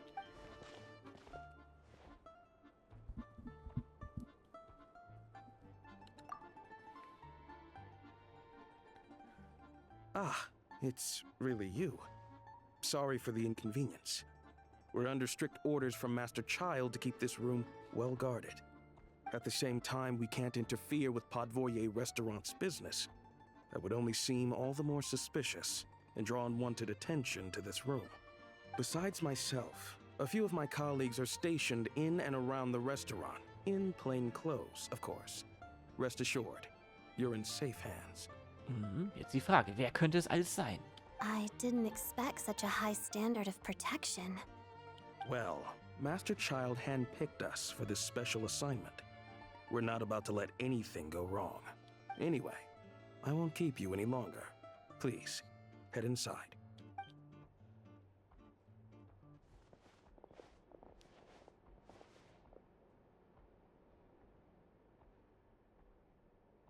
Traveler! Alosha, you're back! Oh, hey! Who's our new friend? Hi, I'm Odette. The Traveler and I crossed paths a few times. Another friend from the Fatui, huh? You're practically a member yourself by this point. Ich hätte früher gedacht, als wir Genshin angefangen haben, dass wir mit Fatui so abhängen würden, was? Paimon's definitely on the mend. We should be back to our usual travels in a few days' time. Seems like that doctor was right. It's just... Paimon's limbs are still feeling a little chilly. I have just the thing. Whoa! What's this? Is that a flame inside an ice cube? Wait, is this real ice? How's it not melting? And how does the fire keep on burning? All keen observations. You're right. This is called core ignis. Whenever I've caught a cold in the past, I found I recover much more quickly if I place this by my bed. You're welcome to borrow it. Ich dachte zuerst, man muss es trinken. Awesome! Wow! It's so nice and warm! Oh, it's like magic. Your name was Odette, right? How did you two meet again? Looks like she's in pretty good spirits. That's a relief. Any progress with your investigation yet? Nö. No surprises there, I'm sure. They're not likely to let anything slip. The Rokad, huh? Let me think. Members of the Rokad keep their true identities hidden, but I think there might be someone I can introduce you to. Leave it with me. Meet me at the Korolyevsky troop tomorrow, and I'll tell you how it goes. Would anyone like a drink? I'm gonna head to the bar. Paimon will have... maybe some hot milk? Yeah. Paimon's in the mood for something warm. Paimon ist ja hardcore. Enough with the secret chat, you two. Let's catch up properly in a minute. Paimon wants to know everything that's happened today. It'll be kind of like tabletop troop. No reason why listening to a story can't be an adventure.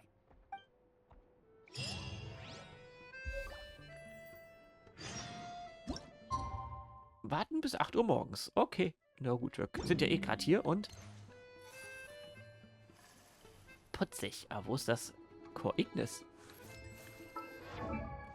Quatsch.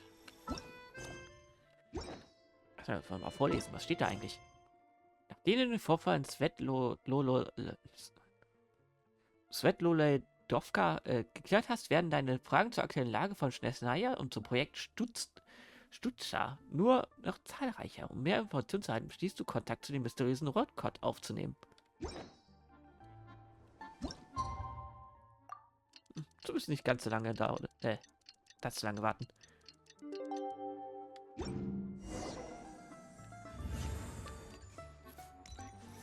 The boss is gonna give Paimon a copy of the latest newspaper to read. That should keep Paimon entertained. Paimon liest Zeitung? Ist die Zeitung nicht größer als Paimon? Oh, nicht freigeschaltet. Verdammt, da muss man wieder hinlatschen. Naja, kann man ja rausschneiden.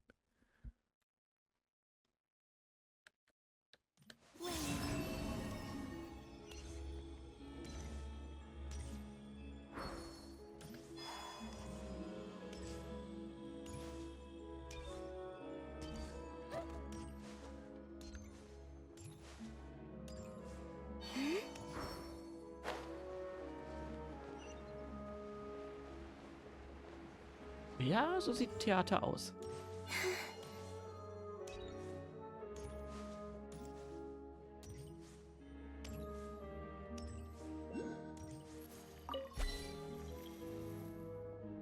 Wegen der Sonne?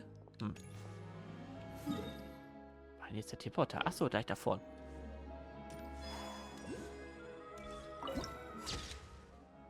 Wo Tänzer und Sänger ihre Träume weben. Hab ihn nicht sofort erkannt.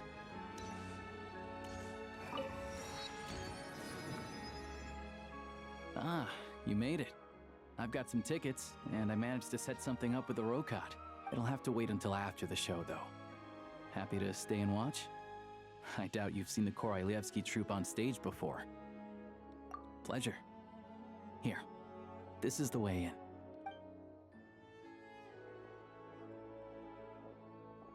Please present yourself for a routine inspection in accordance with theater regulations.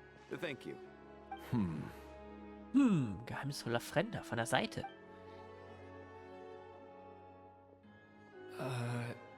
Is that guy with the Fatui? Looks like he's waiting for something. Könnte auch ein Fire Emblem-Charakter sein. Okay, all done. Thank you for your cooperation. Please proceed through to the theater.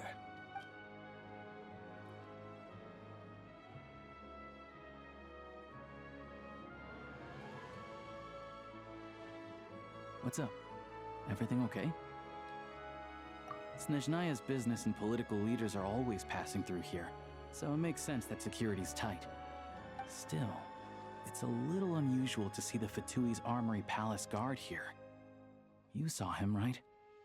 The guy right at the back. Strong, silent type. His name's Valeri. He's part of the Special Assignments Battalion, but I only ever see him here for one thing. To look for a guy named Mitya. Gesundheit.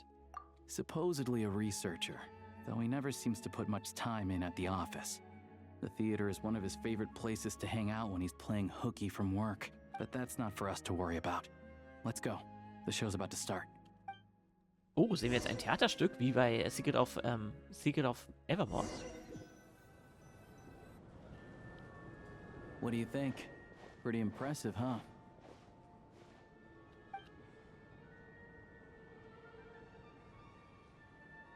Es ist zumindest heller als in Fontaine. Ah. Oh, the one in Fontaine? I hear it's iconic. Never seen it for myself, though. Here we are, just in time. Sorry, coming through. If you're gonna show up late, keep your mouth shut. What's his problem? Whatever. No point arguing with people like that. Zumindest spielt keiner an sein Handy rum. Look, there she is. That's who I'm introducing you to later. She's the lead singer of the troupe, Vodyanitsa.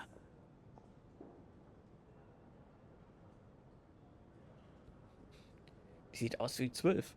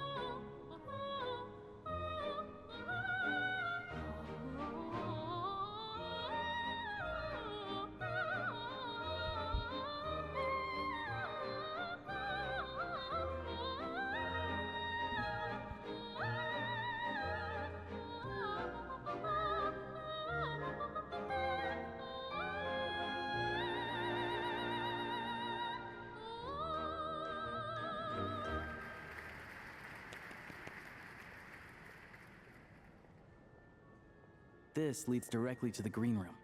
They're expecting us. Vodyanitsa will be waiting for us there. Eins muss man sagen, Genshin, Quatsch. MiHoYo steckt ja, schon Arbeit in ihre Musikstücke rein. Und die Präsentation.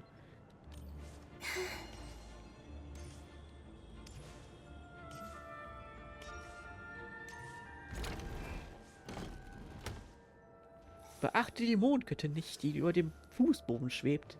Boden. Boden? Boden. Hey there. Excuse me. Can you believe it? I'm so mad right now. Come in. Oh, it's you two. Huh? You know each other? Oh, wait. Is this who you were telling me about? The one you met yesterday and couldn't stop thinking about? I never said that. Yes, you did. Why are you denying it? It was right before I went on that rant about the moody factory owner.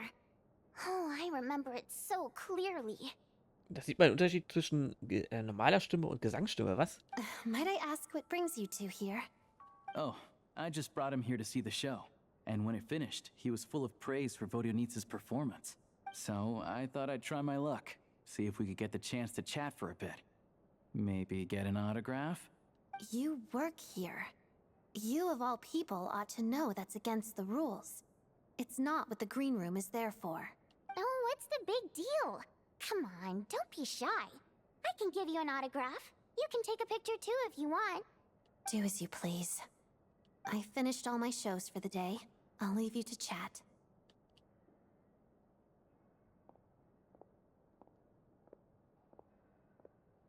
I wasn't making that stuff up, you know. Odette's just too proud to admit it. She thinks very highly of you, and so do I. You did the right thing in Svietlolodovka. We're good. Odette's out of earshot. I'll lock the door. Confidentiality, of course. The Rokot is very strict on that. Ah! Whoa, Alosha! Not out loud! Not with an outsider here. Relax, I've taken care of it. Look at this. The President's reply sent this morning. Wait, so he's been approved to join? You told me last night that you wanted to get intel from the Rokot. Unfortunately, Rokot intel is only available to members. But ever since you set foot in Snezhnaya, we've been working together. I've seen the way you work, your character, and your motives. Everything about you is perfectly in alignment with what we're trying to achieve in the Rokot. So I figured I might as well cut to the chase. I wrote a letter to the President explaining your situation, including just the right amount of detail. His approval came very quickly. Of course, it's still your decision whether you want to join or not. We'll respect your choice. Well, assuming Odette was telling the truth and she didn't misjudge you, I guess we don't need to worry about you blowing our cover. Still, you gave me a real fright. I didn't know that's why you came looking for me. So, that stuff you said about admiring my performance, was that just because Odette was here? Did you actually mean it? Now you're talking. That's what I like to hear. Anyway, let me give you a quick rundown of how things work. Like I said, the Rokot is a covert organization, and we hide our identities. Members typically don't meet in person or even know each other's identities. This helps us maintain a high level of independence and secrecy.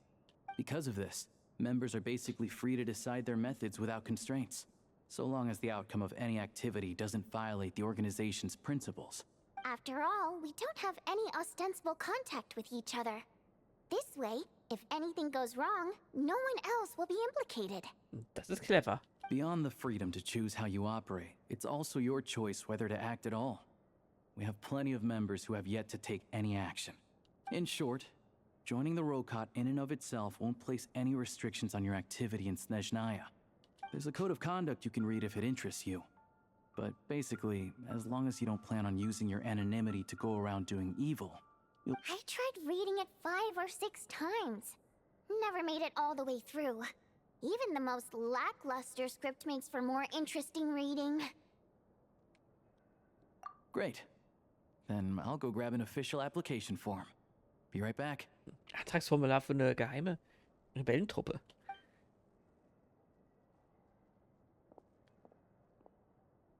Oder Widerstand wohl eher in dem Fall. Well, Alosha has this pet dog, you see. His name's Tagarin. And this one time, Alosha brought him backstage. Dagarin took quite a liking to me, so I played with him for a little bit and fed him some treats. Then, the Rokot was out on a mission one day, and even though we were all in disguise, Dagarin recognized me right away. Just a coincidence, really. We didn't report it to the higher-ups, though, to avoid dealing with the fallout. Like... my job at the theater, for instance. I really needed to make ends meet. By the way, what were you complaining about just before we came in? Did everything go okay with Chuganov? Everything did not go okay. That's why I was so mad. I tried to make some small talk with him before I went on stage to fish for intel about the Iskra manufacturing plant. But he wouldn't take the bait. No matter what I said, he kept dodging the question. And then he started complaining. He said he didn't appreciate his second-rate seat in the stalls because he usually gets a private box. I mean, what did he expect? Everyone knows that if you want a box seat, you buy a ticket well in advance. But instead, he sends me a letter the day before the show when we're practically sold out. I had to juggle things around just to get him a half-decent seat, hoping he would appreciate the gesture enough to share some information. But nope, he didn't give me anything. Yeah, meeting Chuganov in person has definitely been a disappointing experience. Oh, you probably don't know who we're talking about, do you? Chuganov was that older guy you were sitting next to today. I'm sure he didn't make a great first impression on you either. Oh, was ein Zufall. To the citizenry, he's a family man and a kind boss. But our interactions with him tell a very different story. It's one thing to ask for a favor, but he acts like it's his right. He always expects special treatment. Take the ticket situation, for instance. I've actually gotten him a private box in the past. But not only was he not even grateful, now he's acting like I've sold him short this time. Not to mention that he's never paid for a single one of his tickets. And another thing, if he's such a big family man, why doesn't he bring his wife and daughter to see the show once in a while? I've never seen them here. Not Calm down, Da war der Finger zu Vodyanitsa. schnell. If you won't do it the easy way, we'll have to try the hard way. But first things first. Here's your application form. Go ahead and fill it out.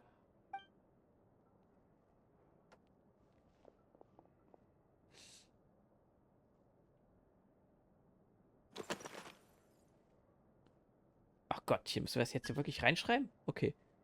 Fette Miller. Warum nicht, wie heißt das? Jake des Schlitzer mit Gürk. Mensch, Feen, Dodokos, Pipipi, Pipilapan, Bodensäuberungseinheit, Urgestein.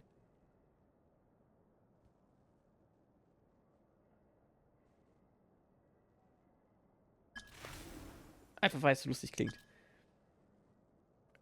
Voyageur, Mimiktruhe, Seetiefabgrund, der 12. König Plapperpommes, Gottheit der 7 Katastrophen. Ich bin gegen Projekt Stutzda. Ich möchte einen gewöhnlichen Menschen helfen, weil Rokot so cool ist. Ich bin hier, um die Organisation einen Riegel vorzuschieben. Ich suche nach einem Teilzeitjob. Meine Mama meinte, ich könnte es einmal mal versuchen. Ich verkaufe diese feinen Lederjacken. Ich möchte ein Privat werden. Nee, wie war das? Ich möchte ein Pirat werden.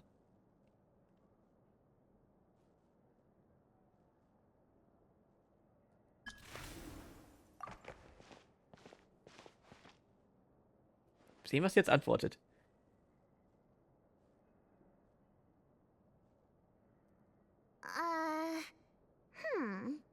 Looks like I'll need to make a few little tweaks here and there.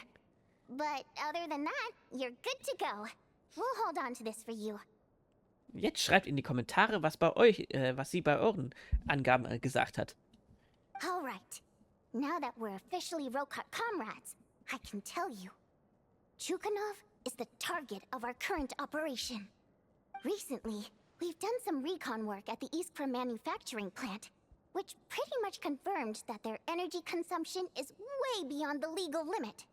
All we need now is some direct evidence to present to the Vetcha, so we can demand that they shut the plant down. That way, the Kresny Crystal can be allocated to where it's needed most. I was hoping he might let slip during one of our chats, but he's too tight-lipped. We'll have to find another way. I'm meeting another regular theater goer tonight, Mitya. But Valeri's here too, and he's probably looking for Mitya, so he may end up being a no-show. Don't you worry. He must know how to dodge Valeri, or he wouldn't be showing up on time for every performance. Mitya is a renowned energy expert. Although we can't get any direct evidence of the excessive energy consumption at the plant, we can accidentally let the information slip to him. The authorities should take someone like him seriously. So if he starts raising questions about energy use at the Iskra manufacturing plant, there will be a proper investigation. Also, we're not allowed on site, but he has clearance. So all we need is his cooperation. Yeah, so that's the other thing we're trying to figure out. Though I think we're far less likely to make any progress on that front. Still, I hear that Mitya is a bit of a chatterbox. So, who knows? Maybe if we catch him in the right mood, he'll let something slip. What do you think? Sound like something worth your time? Notfalls können wir ihn ja immer noch verhören. Oh, nee, oder betrunken machen. Okay, in that case, you guys find a seat somewhere nearby. Pretend you're a couple of buddies there to eat, and keep your ears peeled for useful information. He's a huge fan, so I doubt he'll have his guard up around me. But you two need to be convincing. If he suspects anything at all, he might stop talking. Sure. Don't worry. We'll make a believable pair of buddies. Perfect! You've sold me already. Now, help me tidy this room up a bit before we head out. Okay. What needs tidying? Alles. Everything. Wir sind eins.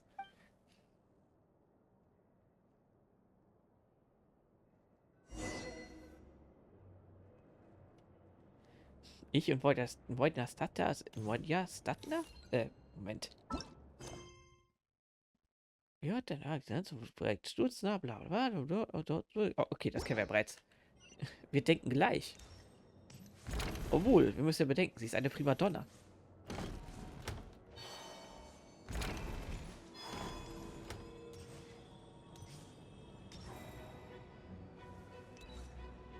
Ich erwarte, dass ich mal in Genshin und Spagat sehen würde.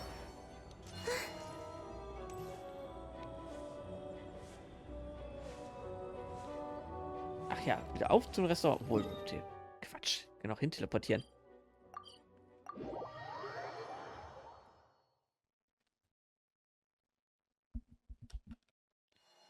Spart noch eine ganze Menge Zeit. Meine Güte. Husch. Mann, wie schnell die Ausdauer verbraucht ist, wenn man nur über den Boden schwebt.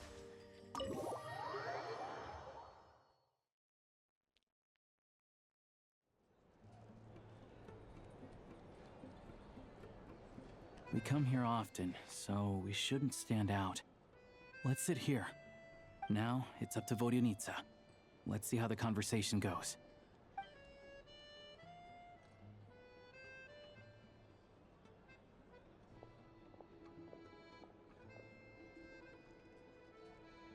Mr. Mitya! Over here! Over here! Oh, sorry. I got a little held up on my way here. Now we have even less time than we planned. Go ahead and order some snacks and drinks. Whatever you like. Let me see. According to my schedule, we still have 25 minutes left. You're really pressed for time today, huh? I was imagining this would be a leisurely chat. If you'd prefer, we can always reschedule for another afternoon when you have more time. No need. Getting to meet the lead singer is a very precious opportunity for me. I'm not about to pass it up. I've already had to decline your invitation several times because our schedules rarely align. If I don't grab this chance while it's here, who knows when the next one will come around? Was war das denn gerade? Well, it's very kind of you to make time just for me.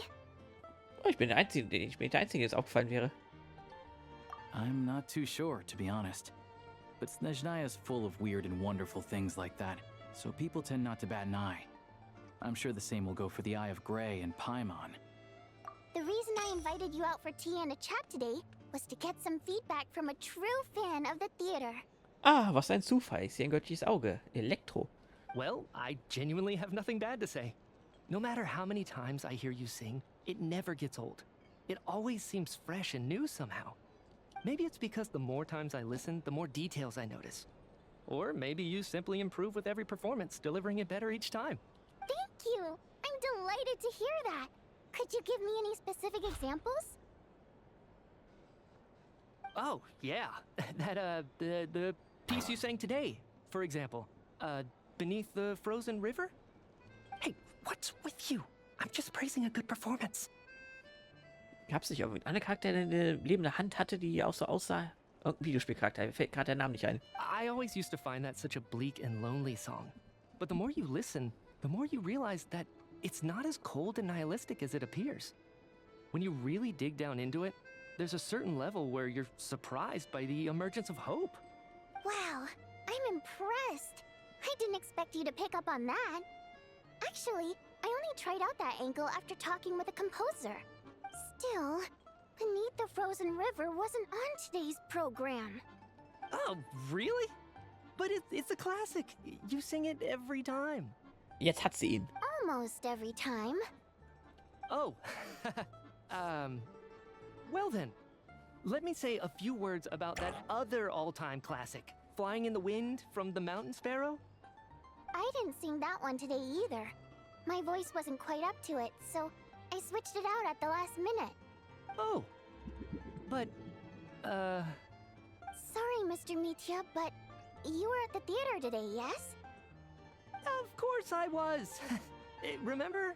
I said hello to all the troupe members before the show started. You, Odette, and the others. So, what did Odette sing today? Elegy of the Snow-Winged Goose, of course. Correct. I see. I see. You find my singing boring, don't you? That's why you don't remember a single song. Looks like I'll need to cut a few from the program next time. No, that's not it. I swear. All right. I'll be straight with you. I'm sorry. My mind was wandering as you took the stage today. I enjoy watching your shows because the exquisite performances stimulate the mind. It always sparks some inspiration for my research. So, whenever I get stuck at work, I come to the theater for a change of pace. Odette's dance during the Elegy of the Snow-Winged Goose today was simply incredible. It got me wondering what she's been going through recently. That look of sheer defiance in the face of utter tragedy? It was so inspiring. I started scribbling in my notebook right away. Not that I made a ton of progress in the grand scheme of things, but I still think it was productive. By the time I snapped out of it, the entire show had finished. So what you're saying is, you didn't listen to my singing at all? Unfortunately not. I'm sorry, I don't know which is more disrespectful. The fact that I don't always come for the show itself, or the fact that I missed your performance. Zumindest ist er jetzt ehrlich. Seems like things are getting a little awkward. Mitya just stepped into a conversational minefield. If there's one thing Vodyanitsa doesn't like, it's people who show disrespect for her performance.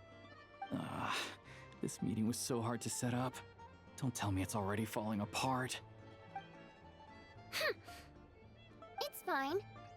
I suppose this is affirming in its own way. At least, it shows that our performance really touches people's hearts, right? Don't let it bother you. It certainly doesn't bother me. Ganz offensichtlich. She's showing a lot of restraint. Well, I'll be sure to let Odette know how much you adored her performance. Please don't say that. I always love your performances too. It's just that inspiration struck at the wrong time today. I'm usually all ears. I know, I can tell. That's why I value your opinion. I'm sure some people can't stand it when others praise their coworkers right to their face, but not me. No, sir. Fair enough. I still feel kinda bad, though. Ding! But you know what I really can't stand? People who only show up to the theater to pretend that they're cultured. Makes me sick to my stomach. Oh, yeah, 100%. There are too many of those people around. By the time they're walking out the door, they've forgotten all about the show. What's wrong? You look furious. I don't know if you've heard about the boss of the Iskra manufacturing plant. He isn't even a theater investor, but he always demands the same privileges as actual investors. Box tickets only, premium drinks, even the right to request specific songs. Well played, Vodyanitsa. Seems like she's harnessing her rage to steer the conversation back on track. Now that you mention it, I've interacted with that guy before. I gotta say, everyone holds him up as an example of a benevolent businessman, but I don't know. I don't see it. Yeah, he couldn't care less about what's happening on stage. He's just there to flaunt his social status. I hate that I have to prepare programs for guys like that.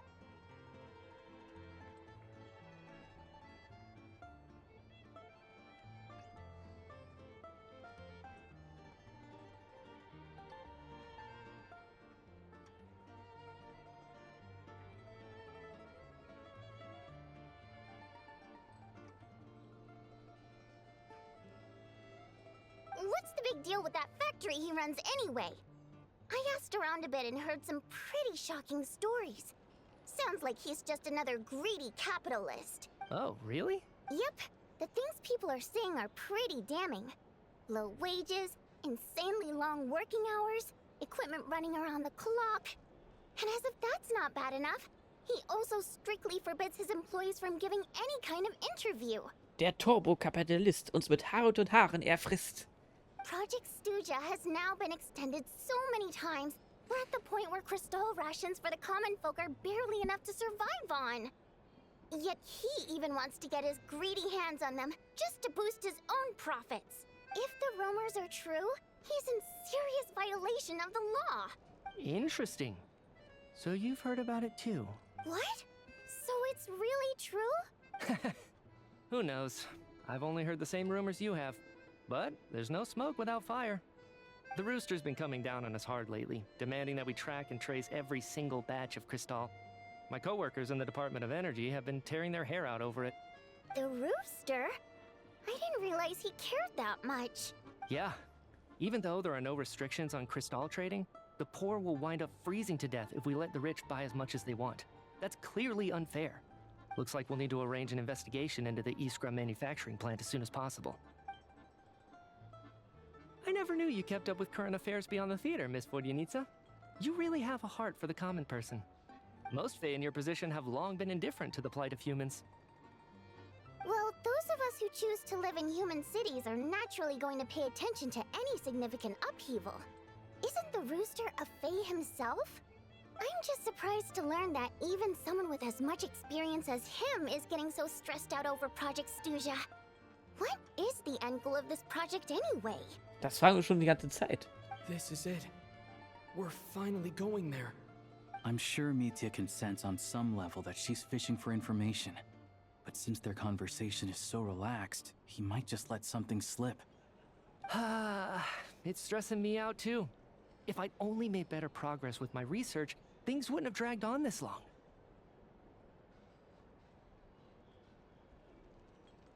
Oh, so your work is related to Project Stuja? That's right. The Armory Palace needs a brand new energy source. Not the power of the Light Realm and not elemental energy. Right now, the only thing that meets the requirements is the power contained within stellar linchpins. Stellar Linchpins? But harnessing that power is costly. Each step of the process requires enormous amounts of Kresnik crystal, from extraction to quantification to attempts at conversion. Progress has been painfully slow, and the team is getting burned out as time goes by. Sometimes, I see people staring into space as if in a trance. Could it be that this new energy source has side effects?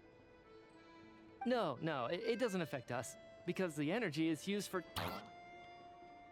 Huh? Okay, okay, I got it. Stop choking me. Sorry, I can't talk about that. I think we're all just exhausted. We've been working ourselves to the bone for so long with so little progress to show for it. It's no wonder people are struggling to stay motivated.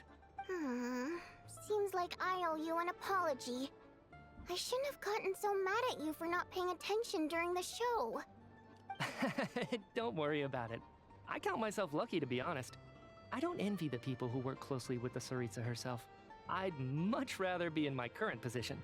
At least I don't have to shoulder any major responsibilities. Auch nicht schlecht. So they're trying to develop a completely new kind of energy. Yeah, censored by a scarf. Who would have thought? Zensurschal. Oh, dear. It looks like my time is up. I'm afraid I have to leave. I'm so sorry. We ended up barely talking about the theater. That's okay. It was a pleasure chatting with you, really. Let's make up for it next time. Yeah, hopefully once the work pressure eases up a little, I'll be able to focus more on the performance, and then we'll have more to discuss. We touched on some confidential issues today. I'd be grateful if you could keep it between us. Der Typ ist anscheinend immer auf dem Sprung. That could have gone worse. Nice job. Why was Mitya in such a hurry to leave, though? Sorry, routine inspection.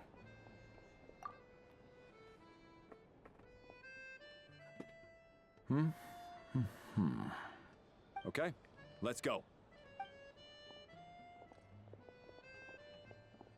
So he wasn't rushing to get back to work. He must have calculated that Valeri would find him here in exactly 25 minutes. That's frighteningly accurate. One of the main duties of the Special Assignments Battalion is to ensure that important figures stick to their schedules. All right, time for us to get going too. Excuse me, check please. We'll settle our check too then. Oh, hello there. Mr. Mitya paid the check before leaving. He also asked me to pass on a message. He said it was an honor to share his tea break with Miss Vodyanitsa and her two friends. Wait. Hat er wohl doch mehr mitbekommen, als wir dachten. So he knew we were here all along? This raises a lot of questions. Did he deliberately mention the new energy source so that we'd overhear it? Maybe his work isn't confidential after all. Maybe the key here is the purpose of this new energy. I guess that's the next thing to look into.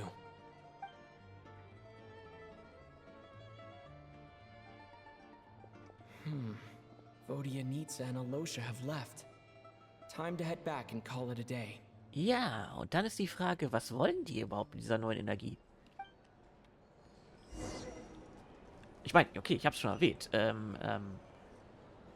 Die Zarin möchte die Heavenly Principle bzw. Celestia bekämpfen, wegen irgendwie was neue Ordnung und so weiter. Aber erstmal zurück zu Paimon. Hello again. Please rest assured, we'll keep a close watch on this place. Hätte ich auch nicht anders erwartet. You're back! Here pretty early today. Paimon was just gonna mention that. After she woke up today, Paimon felt like her temperature was completely back to normal. But her strength still hasn't returned. Ja, ihre Beine fühlen sich ganz schlapp an. Still, there's some good news. Paimon thinks she might have figured out the source of the problem. It's like there's some kind of mysterious power affecting Paimon. Paimon's never felt this way before during any of her travels. Hatte ich also doch recht mit meiner Vermutung, dass es doch was mit Snezhnaya an sich zu tun hat? Und nicht einfach nur eine Erkältung? She only started feeling this way since we arrived in Snezhnaya. That's right. The Armory Palace needs a brand new energy source. Could that have something to do with this? What is it? You're making that face again. You know, the one you get whenever you have a light bulb moment?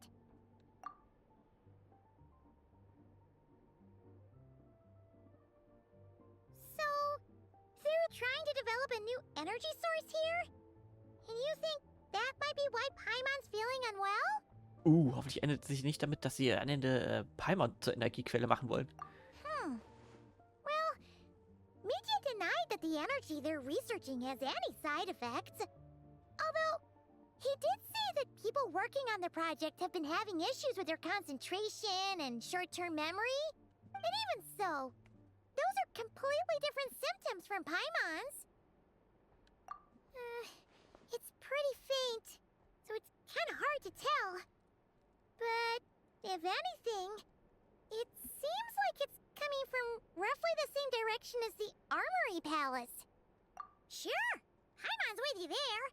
But how, though? The robot only has a limited amount of intel. Oh, great point! They argue about Project Stuja every day. If we could sit in on one of their sessions, we might pick up some new leads. Good idea! Oh yeah, while you were out, Paimon tried all the yummiest looking desserts in the Podvoria restaurant. This one seemed right up your alley. So, Paimon saved some for you. Come try it once you finish writing your letter. Was war's? Ein leichtes Gericht, ein Stapel, was ist das? Stapel Pfannkuchen mit einem dicken Klumps Butter.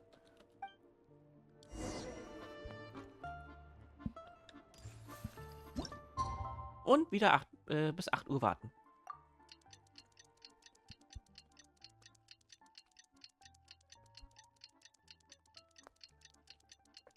Das wäre der ganze Tag, was? Okay.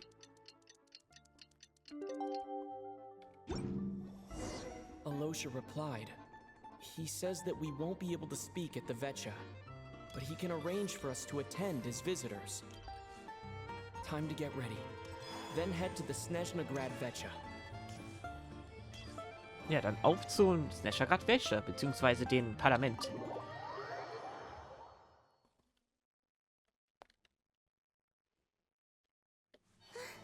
Glück ist es nicht weit weg.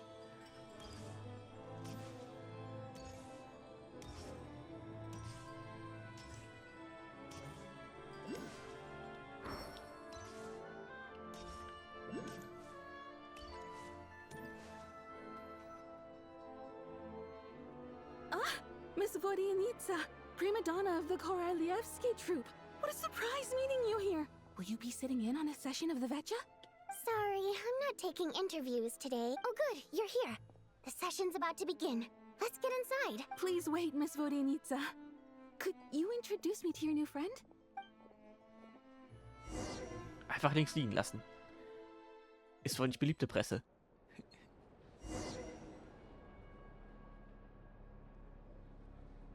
Kurz nachdem du Platz genommen hast, beginnt das Treffen des Snezhnaya Vetches offiziell. Die Diskussionen darüber, ob Projekt Stuja verlängert werden soll, werden bis zu Ende aufgeschoben. Während Pulkinella, der Hahn, verschiedene Energiestatistiken präsentiert, wird es in tristen und Lebensraum plötzlich sehr lebhaft.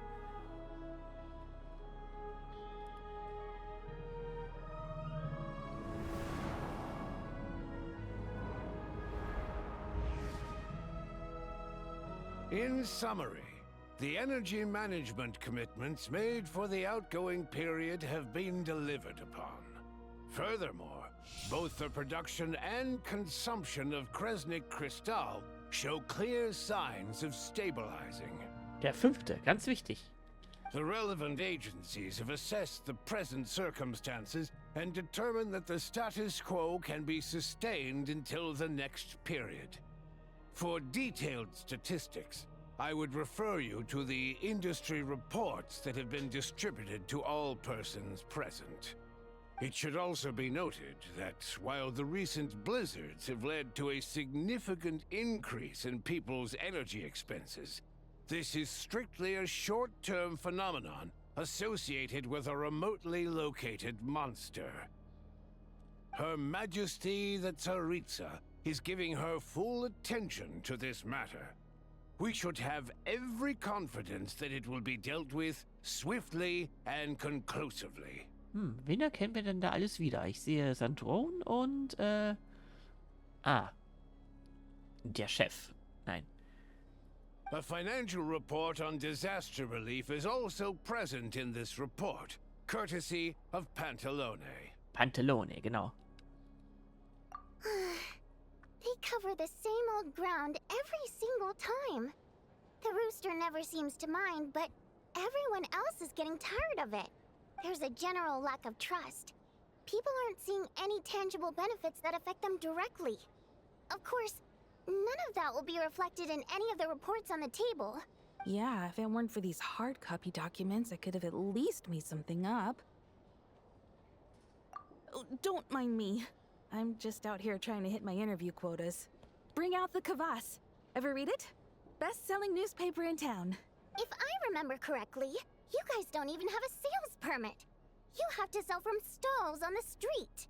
Okay then, best-selling street stall newspaper in town. Still counts. Erstmal ein Saufen. Warum ist sie überhaupt hier drin? Order! We will now open the floor to the representatives. If there are no further substantive issues to discuss, we will then proceed to a vote on this motion. Snezhnaya has a long tradition of treating members of the Fatui armed forces and their dependents favorably. But recent surveys shows that Fatui families in remote areas have access to 15% less crystal than the average civilian family in Snezhnograd. It's been said many times before, but it bears repeating now. There needs to be a clear and consistent rationale behind how crystal is allocated, or we will soon face immense public backlash. Perhaps you wouldn't need to keep repeating yourself if you would hear me out for once. I say again, true consistency exists only in principle. In the real world, fairness is relative.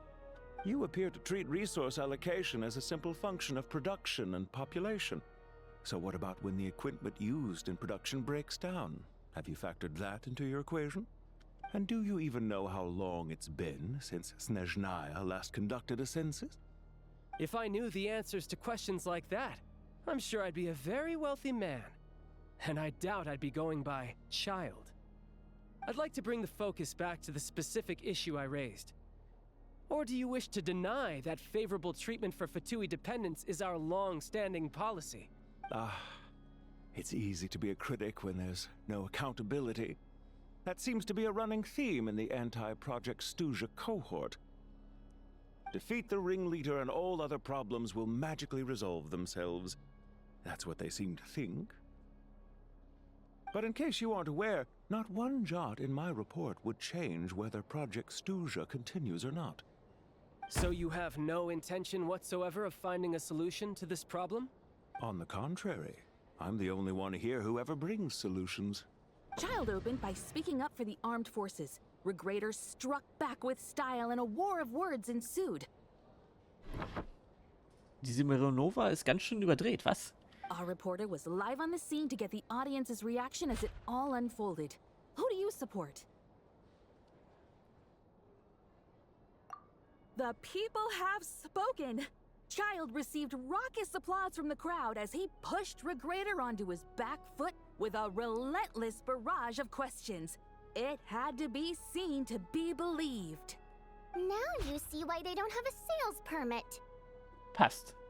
However this reporter wants to spin things, I haven't forgotten that Tartaglia was representing the Northland Bank when we first met in Liyue. Erinnert euch ja noch dran, nicht wahr? So surely their relationship can't always have been this strained. You two are getting off topic. Let's focus on what the data is saying. Mr. Pantalone, may I speak on your behalf? Oh, please do. I'm more than happy to save my breath. Crystal distribution policy undergoes modifications with each new period. The ultimate goal being to find the most reasonable method of allocation. But I fear many may have been misled on this topic by extremist activists. To clarify, Project Stuja is not the root cause of the problem. It is merely a framework for resource distribution. Da war der Fingerwert zu schnell. The most recent reports all point to Snezhnaya's resilience and adaptability during this period of fine-tuning, and give clear indications that a distribution framework is improving with each iteration. To make drastic adjustments without first considering the risks would likely do more harm than good. It would be a waste of the hard-won experience we've gained to date. Renowned scholar of finance, Arapov spoke up to clarify the fiscal logic. clearly alluding to social organizations like the Rokot in his words. With the notorious Lelek still active to this day, should the Rokot be held responsible? No, there is someone else to blame. Kommt man plötzlich auf die Rokot? She's just rephrasing what Mr. Pantalone said. The Rokot are the critics he accuses of taking no responsibility for their actions. As for Lelek, you won't have heard of him yet. He's currently the most famous member of the Rokot. Well, more like infamous. Ending Project Stuja has become an obsession for him. Unlike the more decent ones among us, he believes that votes in the Vetcha are all that matter. So whether it's threats, coercion, or bribery, he'll use whatever means necessary to get people to change their vote. And since we're already on the subject, what do you think of Lelek's methods? Are you for or against? Ich glaube, er bewegt sich hier schon in illegalen Gefilden damit. Wie für ihn? Sind wir Mitte oder dagegen? Well, whatever the story is, his actions benefit us all. We stand with Lelek. At least someone here wants to take this discussion seriously. I've been considering that issue myself. What you really need is more precise regional data, right? I think it would be easiest to let the Fatui handle it, since they're already in charge of Crystal shipments anyway. We may as well get them to collect some data while they're at it. Whatever you need, you can ask the Fatui to look into it for you. In terms of supervision, I think the Druzhna would be a good fit. I had hoped to discuss this with Miss Vesna, but sadly, she's not present. I will be happy to take a note of your suggestions and present them to Commander Vesna for a decision upon her return. The Commander has always taken a keen interest in Project Stuja. However, given the Druzhna's demanding workload, I'm afraid it may prove difficult for them to provide any practical support.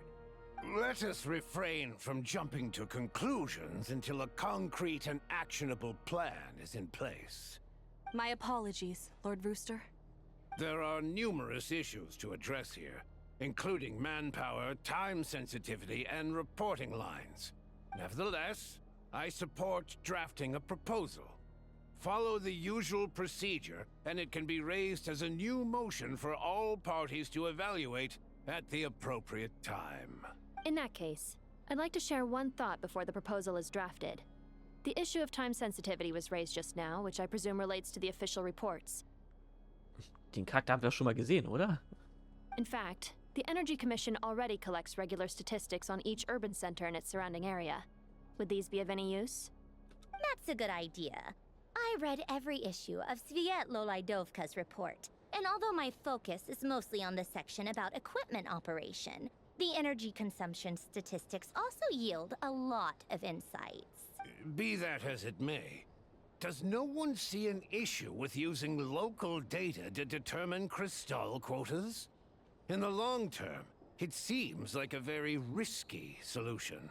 Not if they are used purely for reference. So long as we have the report from the Northland Bank's headquarters to corroborate it, no one will be able to fool me. Very well then. It appears that this arrangement is acceptable to all parties. Yeah, sounds good to me. The members reached a provisional consensus on the issue of improving treatment for Fatui soldiers. Das ist ja gar nicht, was man in Bildbuchstaben auf die Frontseite packen kann. Du bemerkst, wie die Reporterin ein paar Worte notiert, bevor sie plötzlich alles durchstreicht und einen neuen Absatz beginnt. Today, the prima donna of the Korailievsky troupe attended a session of the Snezhnaya Vetcha in the company of a dashing young man. The question on all our minds is, what is the true nature of their relationship? Write anything like that again, and I'm revoking your permission to interview the troupe. Got it? Die restliche Diskussion deckt alles von Energie, Gesundheitswesen, Technologie bis hin zur Industrie ab. Alle Parteien nutzen die Gelegenheit, um ihre Haltung zum Projekt stutznah zu äußern. Spannend, nicht wahr? Politik. Du ignorierst Mironova, während sie weiter an ihrem völlig übertriebenen Bericht schreibt. Aber nach einer Weile hast du doch das Gefühl, dass es eigentlich spannender wäre, ihre Nachrichten zu lesen, als persönlich hier anwesend zu sein.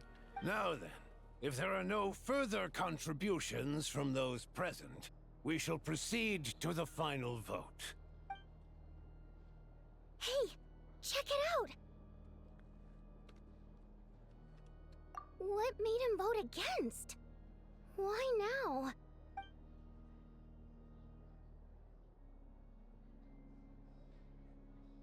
The votes have been tallied.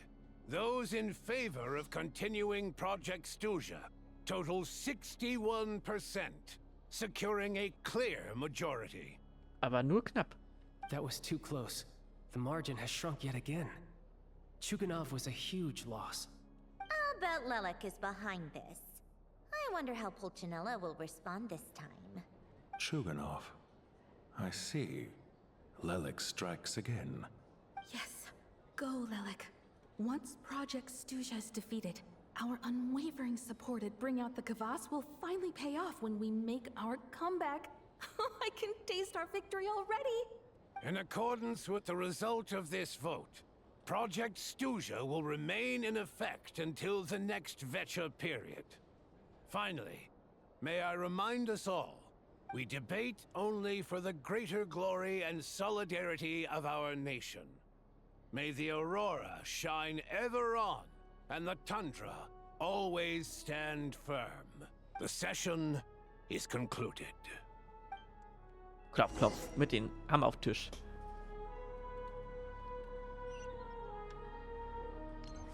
Naja, raus und drehen wir mit Vodyanica.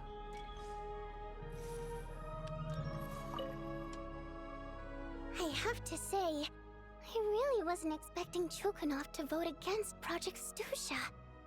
Well, in principle, Snezhnaya's business and political elites ought to be the ones least likely to oppose it.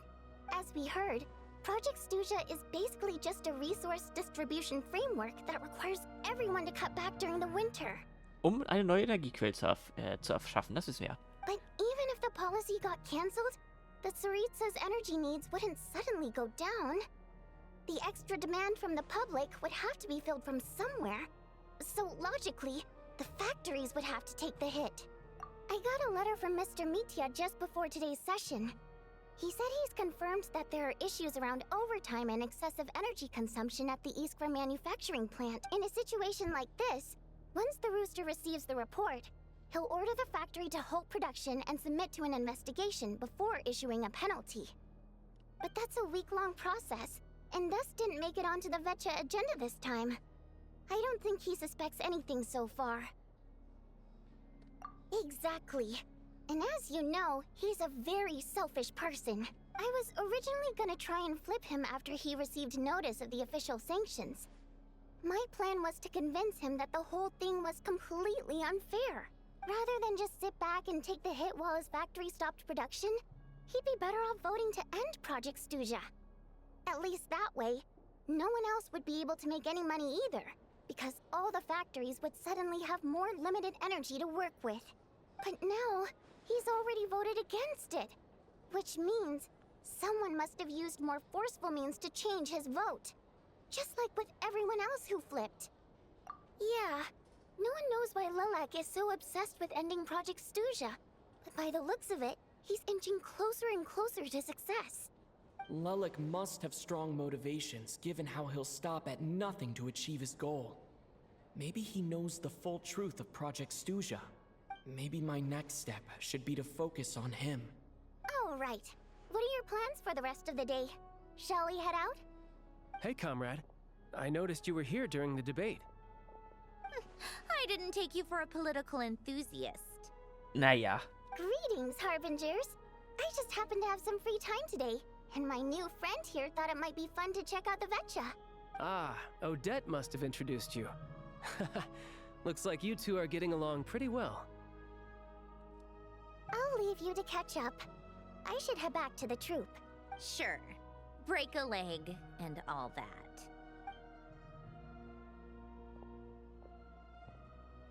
Thought it might be fun to check out the Vecha, did you?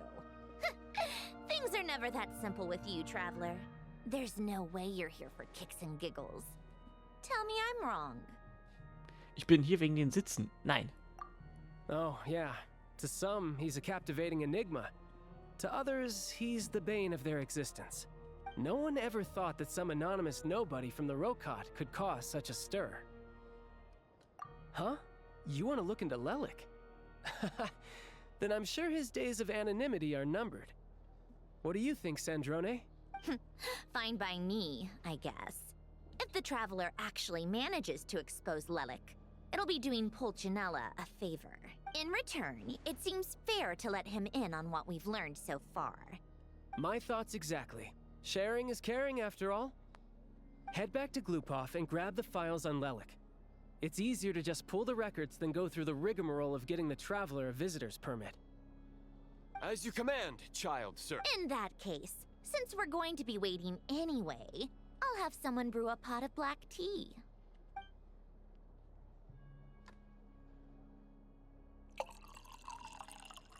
One common thread among the many incidents Lelik has been involved in is that the victims are all too scared to share any real information about him.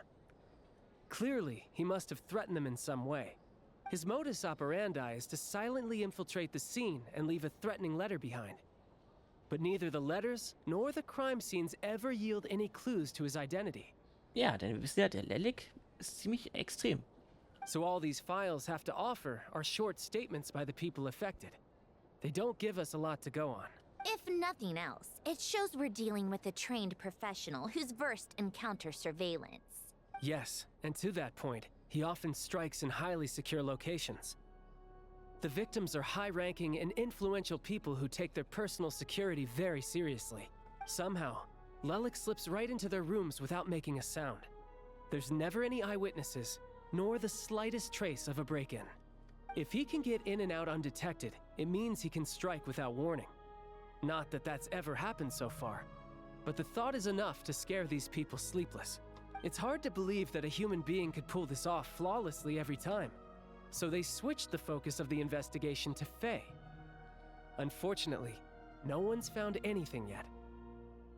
Careful, don't underestimate me. Although truth be told, I'd probably find it hard not to blow my cover. Direct confrontation is more my style. We haven't ruled out the possibility of Lelik being human. It's just, there can only be a handful of people in all of Teyvat who'd fit the profile. Faye, on the other hand, plenty would have the ability, but few would have the motive. No, not as strong as me. You'll never find the culprit with criteria like that. Let's go with a little weaker than me. There's no denying that Master is strong, but meticulous. We can only hope. He's just trying to find a reference point. Stop getting fixated on who's stronger than who. But that's the most important thing. In my opinion, anyway.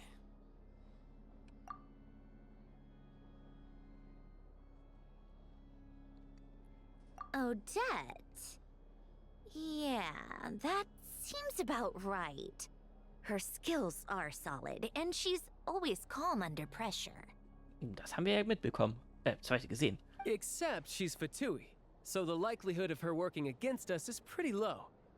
But yeah, much more accurate than your previous example, at least. No, wait a moment. Maybe we should interrogate that assumption. What do you mean? Which assumption? Her Fatui identity doesn't necessarily exonerate her. And when you think about it, the Rokot would be precisely what she needs to conceal her identity. Plus, she wouldn't need to be such a pro at covering her tracks. She'd already know where the Fatui will be and when, so she could choose the perfect time to act. Oh, yikes. I was just thinking out loud. Why is this starting to sound like such a convincing theory? Still, what reason could Odette possibly have for trying to call off Project Stuzha? Arlecchino would be the best person to ask. She knows Odette best.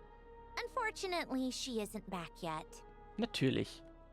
Rosaline used to open up to her in private about her struggles with Odette. As I'm sure you can imagine, Arlecchino is quite a lot better with children than Rosaline was. She gave her some tips on how to handle the situation, and Rosaline managed to reach a settlement with Odette before leaving. So I suppose there were at least no lifelong regrets left behind. Beyond Beyond that, I don't know the details about that side of things. But I do know that Odette definitely has a motive to hold a grudge against Project Stuzha. The reason being, her father passed away during the early stages of the project. Ach was. That was back before it had been named Project Stuzha, when things were still being worked out. But in essence, it's remained the same ever since. Huh. The more you know. Rosaline was always so self-centered. I never understood why she started paying so much attention to Odette. Is that such a surprise? If you cast your mind back, you may remember that Rosaline and I weren't exactly close.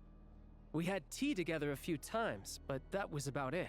Odette's past is no secret. Her father was a Fatus and her mother was a very famous ballerina. On the surface, it looks like she followed right in her parents' footsteps. But the truth is quite a different story. After her father passed away on a mission, her mother was overcome with grief. She broke her leg during a performance and could never dance again. Odette was only interested in ballet at the time, but this tragedy left the family with both breadwinners gone. They could barely make ends meet. Per Capitano's policy, family members of Fatui who died in the line of duty had to be appropriately accommodated and provided with adequate assistance. So, regardless of how Rosaline may have felt about it, it fell to her to resolve the issue of Odette's family's livelihood. In the end, the solution they agreed upon was to have Odette join the Fatui. Right, because the alternative would have been a one-off compensation payment, I guess. In that sense, joining up was definitely the better option. Über lange Zeit gesehen, ja. Still, she must have had mixed feelings about it, right? If she doesn't even like the Fatui. It's just a theory, a possibility. But as a motive for Odette to become Lelik, it holds up. That said, I have no idea where Odette's head is at right now, or what her conflict with Rosaline was about. Plenty of people were on bad terms with Rosaline. I have no intention of trying to figure it all out. Yes, but there's not much point in discussing that now. Yeah, back to Lelik. Since our investigations so far have turned up next to nothing, we've got nothing to lose by trying a new angle. Funnily enough, Tonya and I had actually made plans to go to the theater tomorrow to watch Odette's rehearsal. Unfortunately, thanks to this Lelik situation, I'll be stuck working overtime again.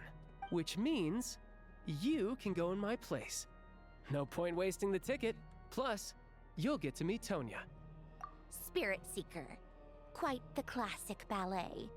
It was passed down through Odette's mother's family for generations, though it hasn't been performed in years.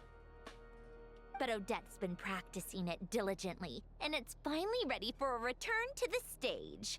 Excitement is through the roof. Tickets for the official performance sold out long ago. Tonya's excited for it too. She's desperate to see it no matter what.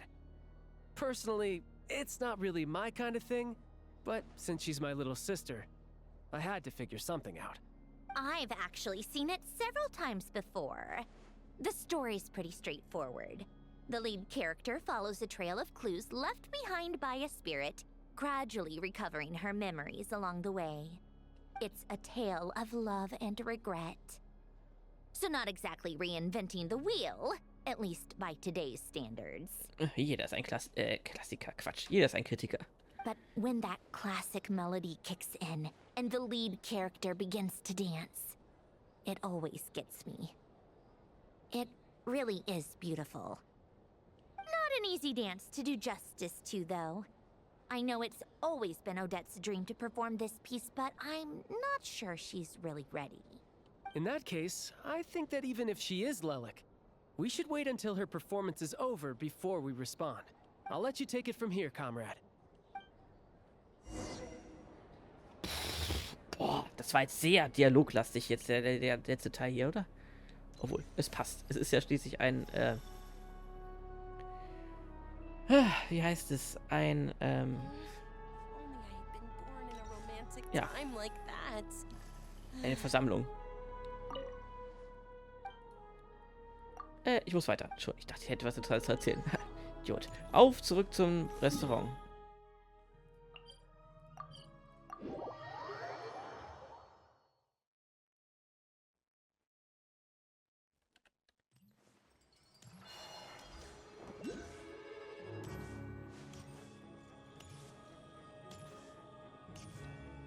Parlament. Genau, das war es, was ich sagen wollte.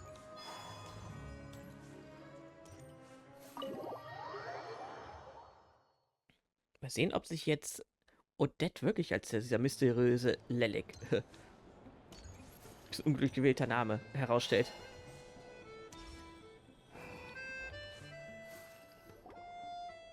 Sounds like you made a ton of progress today. It's good that everything's going so smoothly. Next step is to head back to the theater and get a clear answer from Odette. Either way, Paimon doesn't get the sense that she's a bad person. Sure, she might have done some pretty extreme things, but Paimon bet she has her reasons. Maybe this is going too far, but like, with everything she's managed to do so far, wouldn't it make more sense in theory to be even more, you know, heavy-handed? Why leave a letter when she could, well, we know there are plenty of other ways to keep people in line, right? The point is, she could have gone further, but she didn't. So, if it is her, she's got some principles at least. Scheint so wohl zu sein, ja. Yeah. Well, all you can do is follow the facts wherever they lead. No change, really. But that thing Paimon told you about yesterday? Paimon feels like she can sense it more clearly now. Hearing you talk about your day makes Paimon itch for an adventure. If only she could be there with you so we could experience it all together. Yeah, I wish you could be there too. I'm not used to adventuring alone. But don't worry, we'll get to the bottom of this. Guess it's just one of those things. Never mind. Paimon will behave herself and keep resting.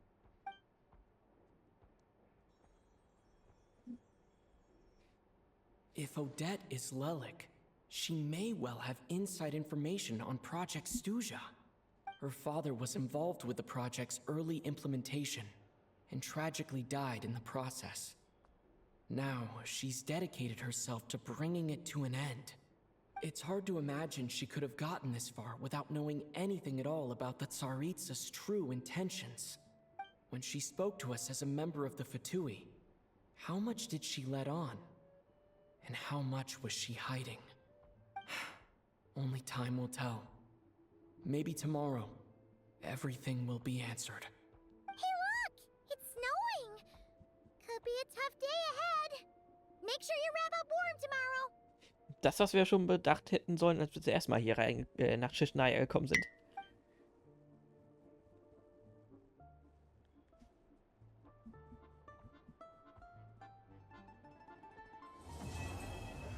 Gott war das Land des Schnees, Kapitel 7. Nur die Stille ist verpönt. Der weiße Vorhang fällt. Okay, damit hätten wir das zweite Kapitel jetzt abgeschlossen. Jetzt müsste das finale große Kapitel jetzt eigentlich jetzt kommen, oder? Ich meine, es wäre naheliegend, oder? Und es wäre auch nicht sehr, wie gesagt, nicht sehr unwahrscheinlich, dass Odette in Wirklichkeit Lelek ist, die versucht, dieses aus dem Hintergrund heimlich unter diesem Alias, das Projekt Stutzer, habe ich jetzt richtig ausgesprochen, hoffentlich, zu sabotieren. Beziehungsweise, dass es eingestellt wird. Kurz eingesammelt. Zack. Nachtmusik der toten Seelen. Arkon Auftrag Nummer 7. Aha. Könnte das der Name des nächsten Kapitels sein?